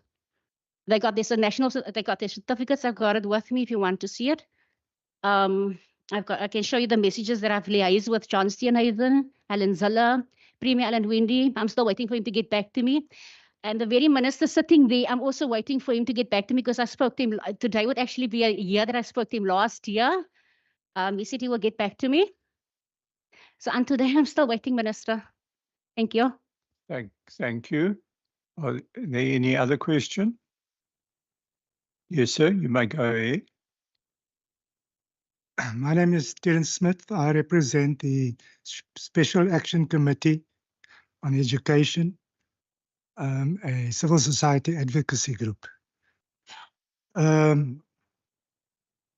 note that in response, WCED has noted the in-year budget cuts and its impact. I hear all that, but historically speaking, rationalization is not new. In 1993 and 1996, Department of Education went on a rationalization drive that had a severe impact, specifically on our poorer communities. And to date, that has never been recovered, despite all the nice words of and efforts of politicians and the respective departments within the education sector. So I think we must, from civil society perspective, I mean, the elephant in the room is the, the impact of the reduction of educators on your mantra, which states the quality of education for every child in every class, excuse me, in every school. Every decision taken will be used to improve learning outcomes, to change lives and build better futures. Do you have a question? How will this, the point is, how will this be achieved given the rationalization of teachers over the next 3 years, introduction of grade R in all primary schools, including additional subjects like coding and robotics, marine studies, etc. When schools in marginalized communities are required to cut subjects like physics, pure maths, accounting, etc. The other question relates to the quintile system. I understand that that's going to be abolished in 2025. I might not be correct in that. But the application that marginalized schools, communities find themselves incorrectly placed in the quintile system as fee paying, where low-income households cannot pay even the minimum school fees. So I understand that the quintile system is a provincial mandate. So I'd like to get a response on the future of the system and if you intend keeping it or adapting it or removing it. Thank you. Thank you. Yeah, sir, I think there was a third question there. If you could put your question, please. Okay, can I just request of this House that, and I hear you're asking my colleague and myself for questions.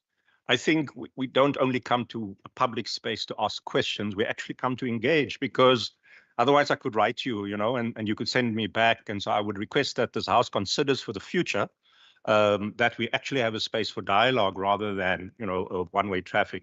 Having said that, also, I come out of the youth and adult education sector, which is the other hat I wear here.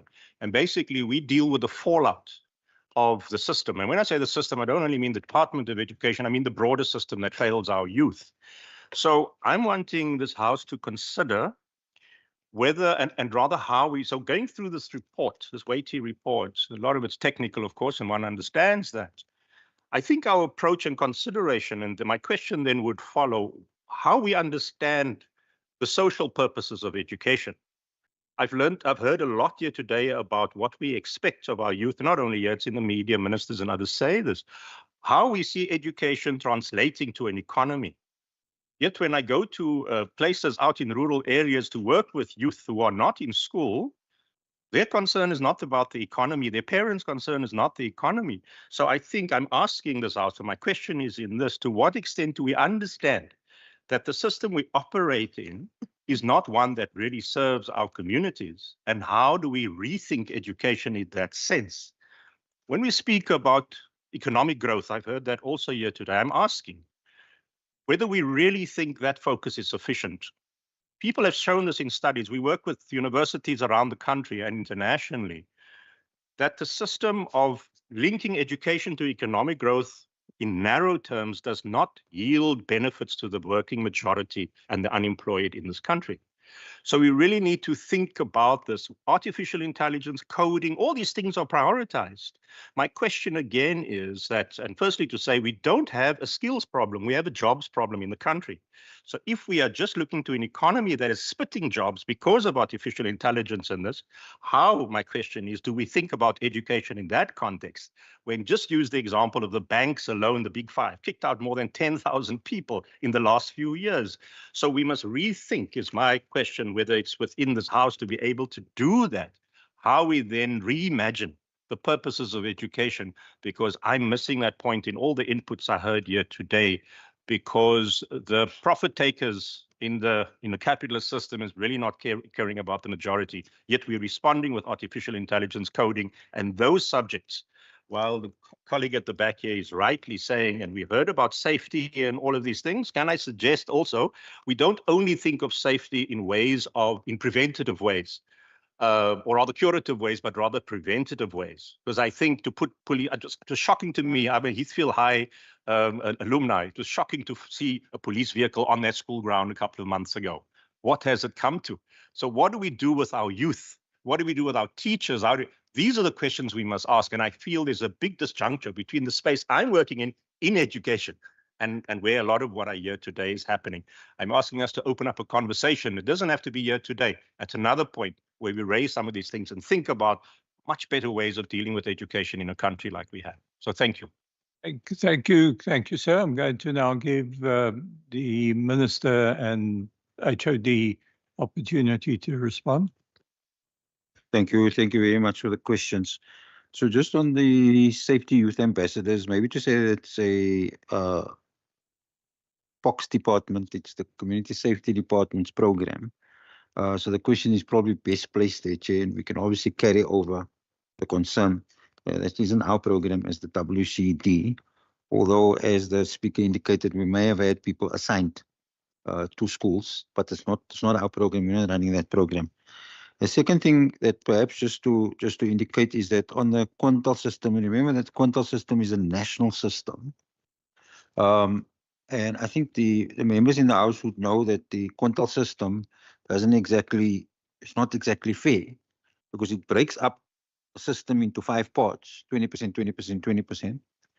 And then let's say better off schools are classified as quintile 4 and 5. But of course, we know the learners who attend these schools, many of them don't actually fit quintile 4 and 5. We've compensated in many ways in relation to that, through our support, through the fees, through many, many ways, in which we're trying to compensate them. But the reason why I started off by saying it's a national system is because I think the speaker is under the mistaken impression we have ability to change it. We do not have the ability to change it. It's nationally driven. So a national decision has to be taken in relation to the quintile system. And the third input was an input, Chair. It wasn't really a question, but maybe just to say that obviously we take note of the input. I think the main issue about safety and, how do we actually protect learners and so on. I mean, the system is big, but this is what I do want to say. What happens in the schools is the reflection of what happens outside the schools. You're holding an education department for all society's ills. We are now responsible for everything that happens outside. When you become a teacher, which I am, although it was many moons ago, but I do remember my training. In that situation, you are basically taught that the schools always reflect the society. They say if you want to look at your society and how your society is, go look at the schools, because the schools will reflect what happens inside that society. Obviously, our main effort is to do 2 things. One is to give the skills to a learner to be able to function in an economy. The second one is to give skills to the learner that they can conduct themselves as human beings. These are the 2 things that we are concerned with in education. And whether we're successful or not, the jury is out on it, because commentators will say different things. Some will say, yes, we're successful. Some will say we're not successful at doing that. But I go back to the point that we also only as good as we can be, as the society allows us to be. And so for each teacher inside the system, we are always saying to every teacher, every year, Mr. Mayor sets up a session for me with every novice teacher who enters the system. I spend 2 hours speaking with them. I speak about their responsibility, why they have taken up this profession, what they're doing inside the profession, their ability to change lives, to shape lives, and to shape futures. And so I think the department, in relation to the last input that has been made, I think the department, we're doing a lot. We're able to try and see that, let's just say the children that come through the system can actually stand up anywhere inside the world. Of course, we could always do better. Learning is by error, and that's how you improve. And so, Chair, I just think that I accept the comments. Clearly, the department, we will take every comment into account. We run a very large system.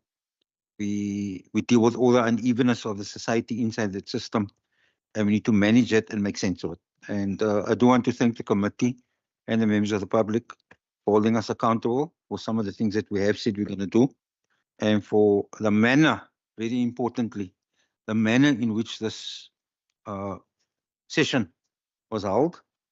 I think that's very mature, and thank you very much for that, Chair. Thank you. Thank you, HOD. I think we're now getting to the point where we possibly can start wrapping up. And I'll ask Minister and HOD for closing remarks. I think it has been a very insightful session where I think we've gained a much bigger understanding, a much broader understanding of the work that has been undertaken by the WCED. And, you know, certainly your annual report covers vast territory and really gives a very good reflection of the intricacies that are involved within your department. So over to you, Minister. Chairperson, I would just like to conclude by first thanking the honourable members for their questions. Also, of course, thanking our stakeholders and members of the public for their questions. Also like to acknowledge the work of my department in responding to those questions. To the extent that we have not responded comprehensively to questions, we will, of course, as I stated earlier, follow up with supplementary information in writing.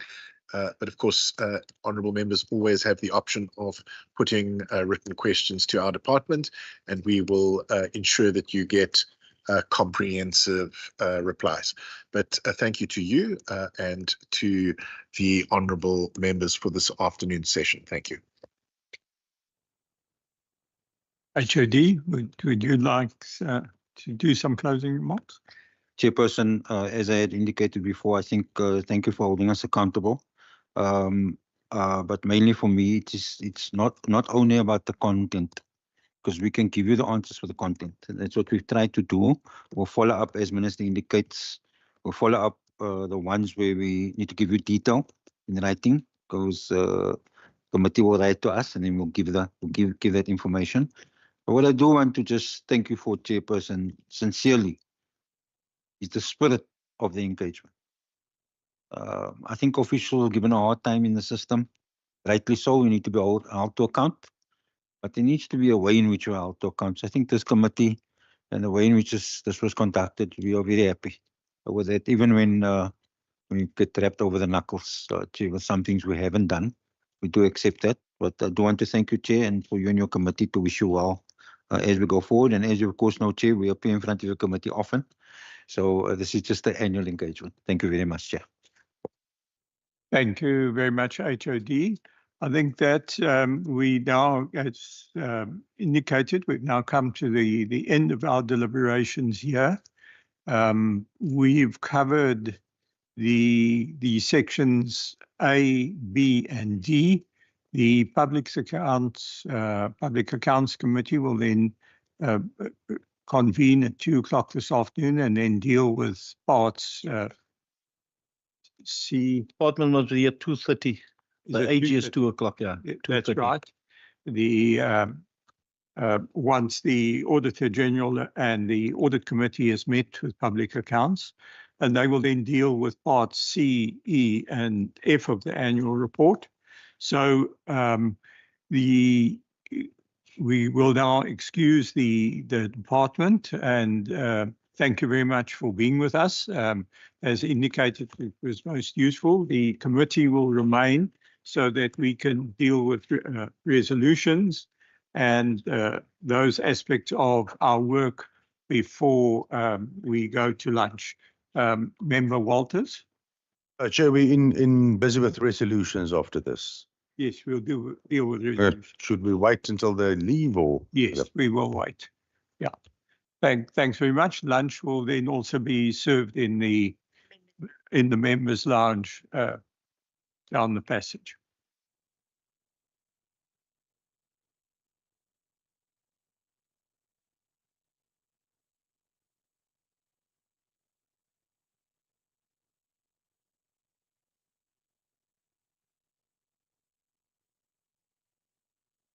Yep. And then I'd like to find out I know about the safety ambassadors.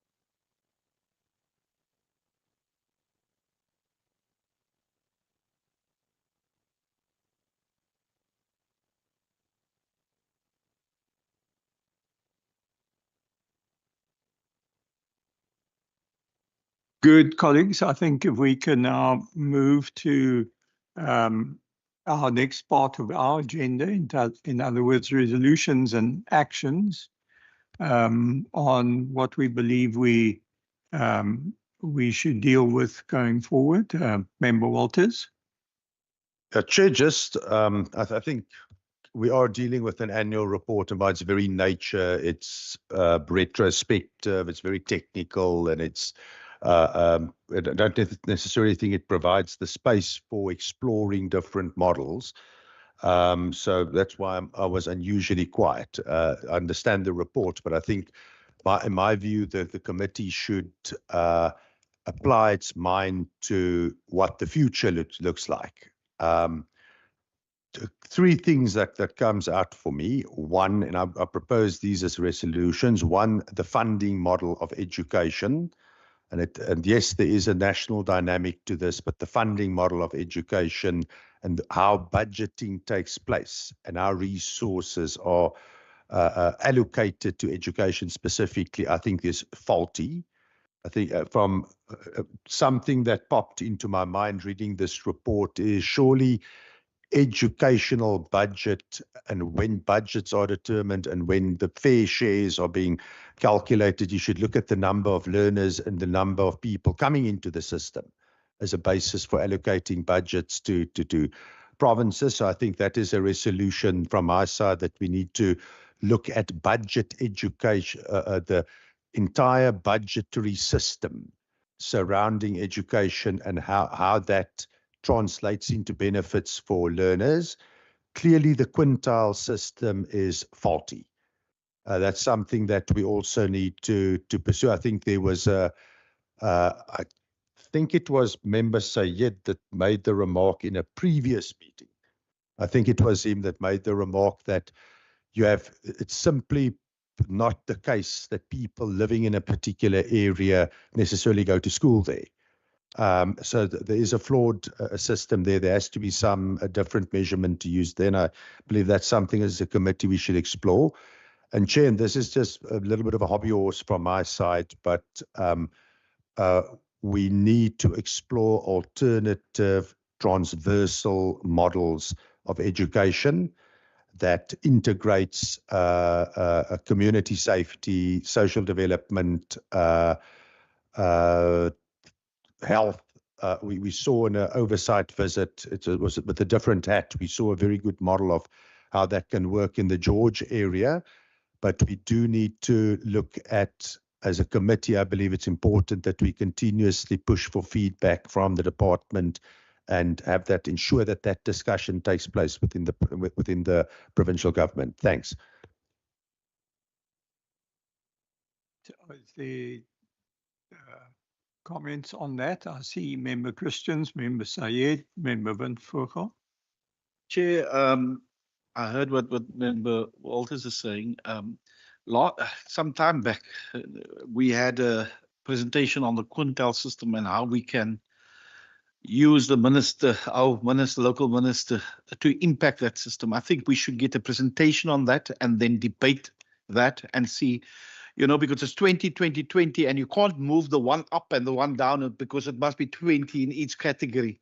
So maybe we must just, affay ourselves with that. And then, because I mean, we've been to many schools because of a business area next to a poor school and, those type of things. So we'll get into the mechanics of that. And then they have identified that they'll give us if we can just ask a technical report on the pass rate every district.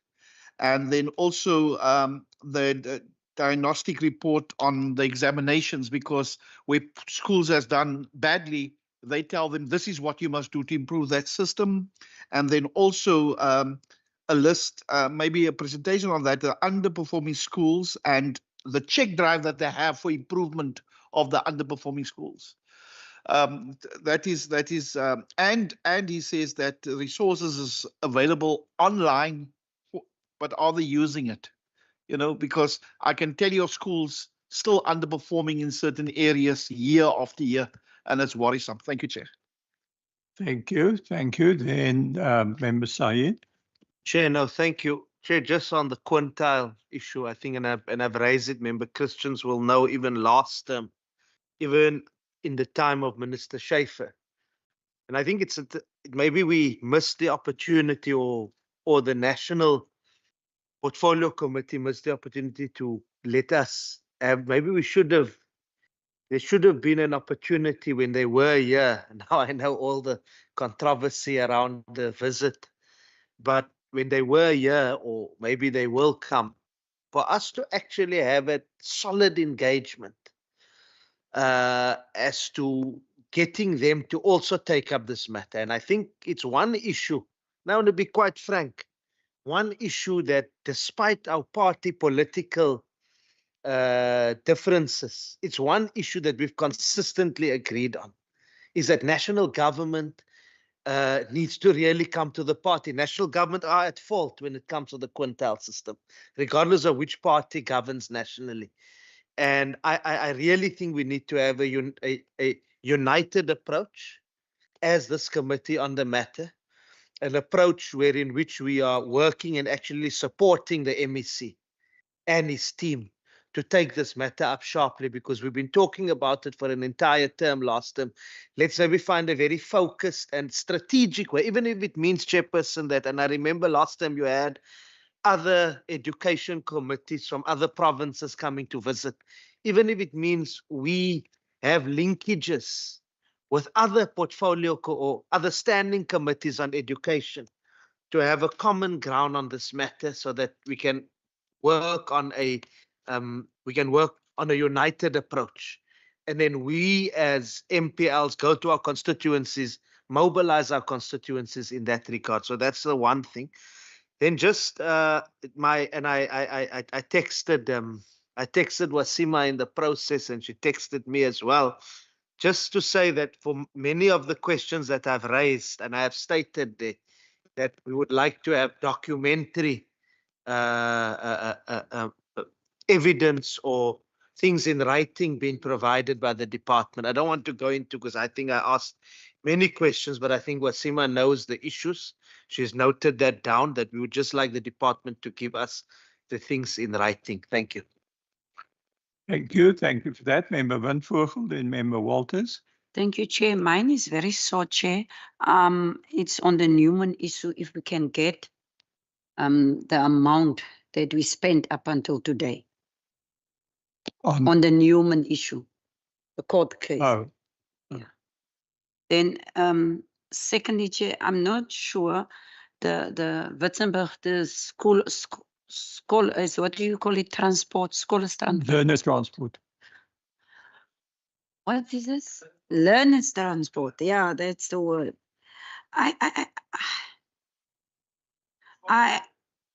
Is it two different things? Okay, you are with me. Oh, okay. So the learner transport issue in the Witzenberg area, because I'm still confused. Those children were part of the system now for years. Suddenly they are not part of the system. They are correct by saying they didn't stop the transport service, but they left out a certain portion of the community in that area. So I really want to understand how for years they were part, suddenly there's a change. So I don't know how to put it, but I'm not clear.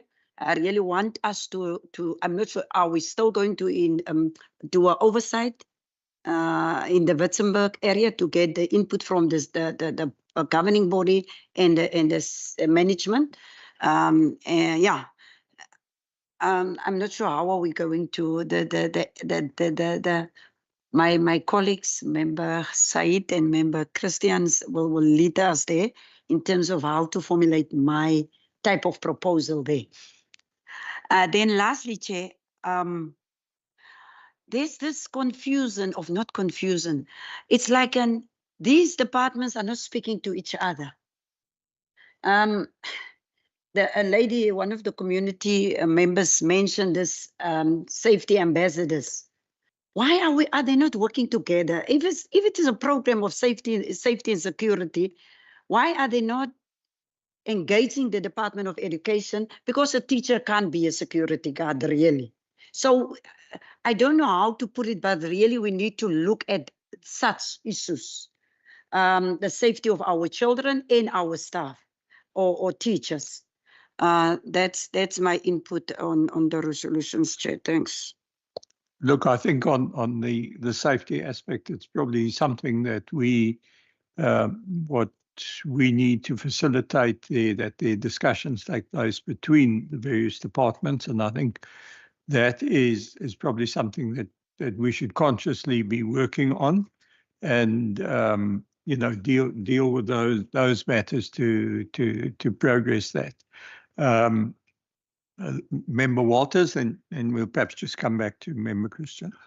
Chair, just maybe at this point is to amplify Member Sayed's point. When I was in the Gauteng legislature, that was between 2000 and 2014, exactly the same criticism was raised of the quintile system back then.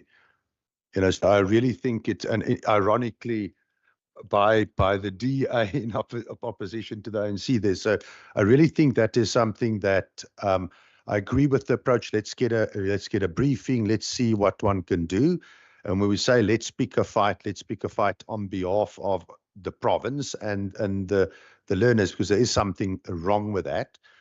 I also think that hopefully there is also a more open environment now in terms of a national government being with all the various parties there.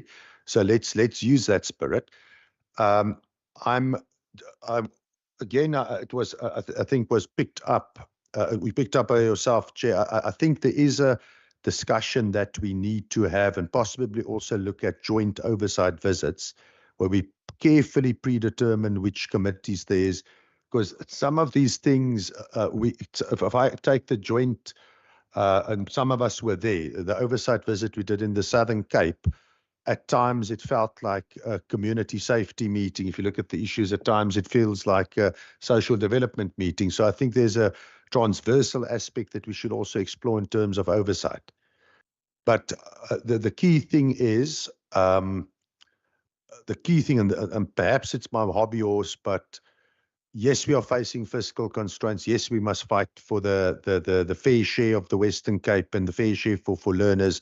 All of those things are true, but the model itself, we also want a more robust model that's not that vulnerable to budget cuts, and that to me is the holy grail. Chair, I just want to add to two things. We will have cluster visits. So we spend 4 to 5 days on the road, it's your cluster, your components together, your social clusters together, and we do the hospital, the police station, the schools all on this same week. So I think that will most probably happen soon. So we must just identify the areas, if it's not done sooner, that we incorporate the areas. That is the first thing. You see, with the safety ambassadors, Chairperson, the problem is that they get a stipend for a year. And now there's no guarantees that you will be employed after that. So I understand the point. The point is you train the person working for a year, and after the year, they again unemployed. And I know, it's trying to help people that's unemployed, give them a skill. There's good, I'm talking about the Chrysalis Academy also, if you go all over, you see them employed all over. So I don't know, maybe, but remember all this is here, maybe you can take that up with that and see how we can get those guys that were trained, and see. And Chair, the last thing I want to say, so I'm on the Public Accounts Committee here, the chairperson, so I meet but we have that structure as a sub-pack. We meet regularly as the chairpersons.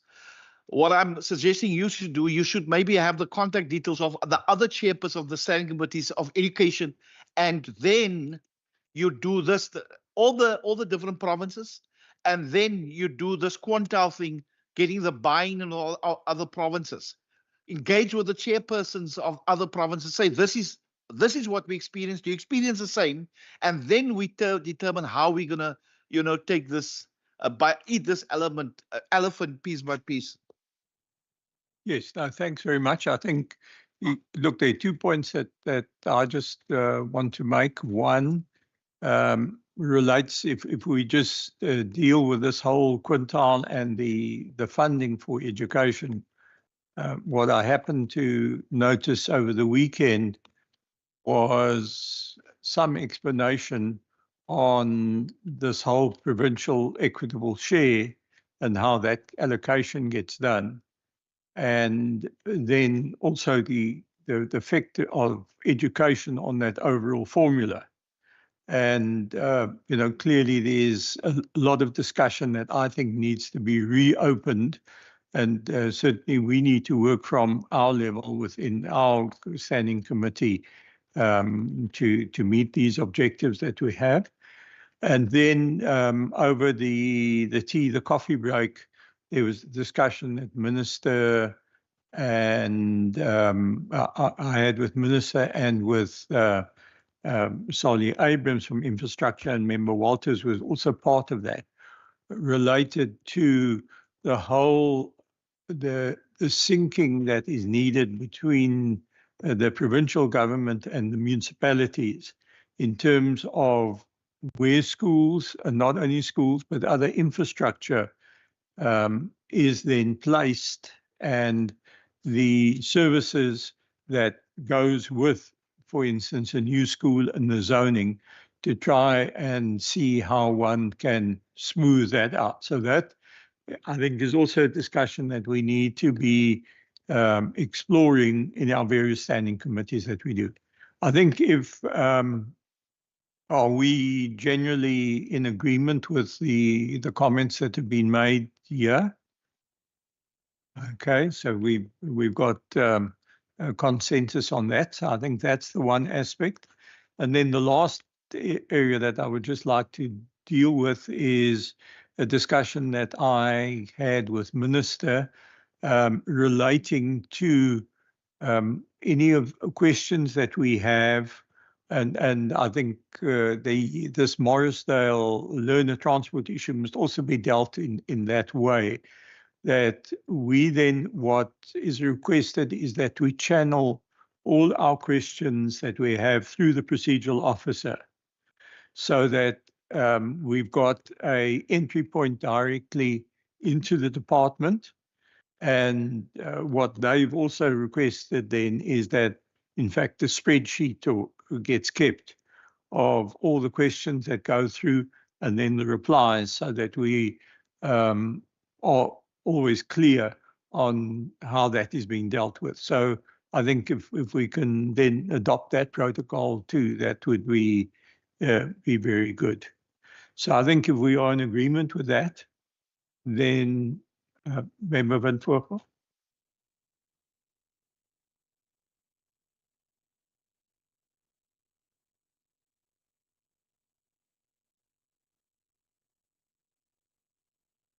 Look, I'm not saying that. I think I'm taking into account what Member Christians was also mentioned, is when we start looking at a lot of our visits now too, I think we've got to take a broader look at what we are doing and where those particular areas are of greater need.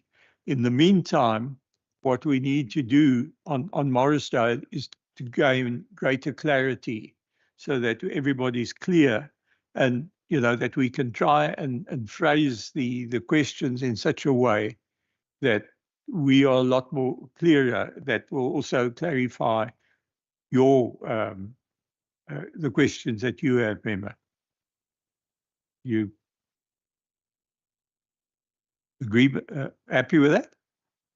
I'm happy with the fact that we, in the meanwhile, that we then ask those questions to the department.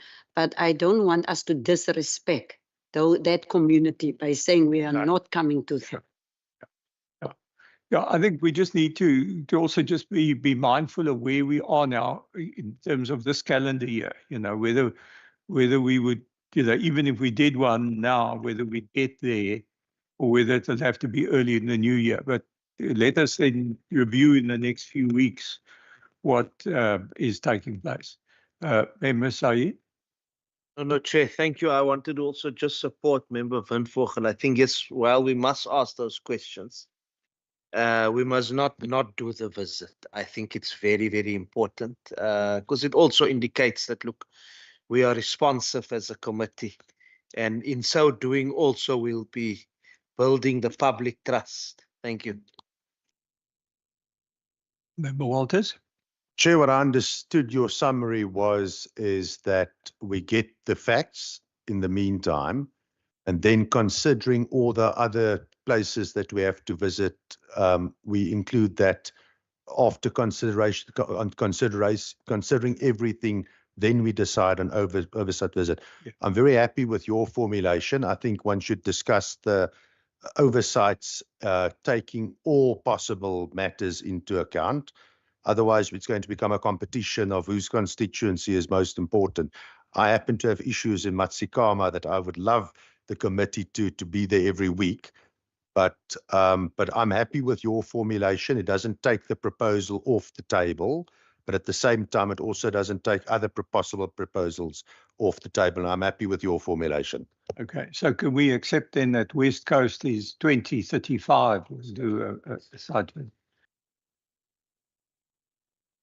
That's fine.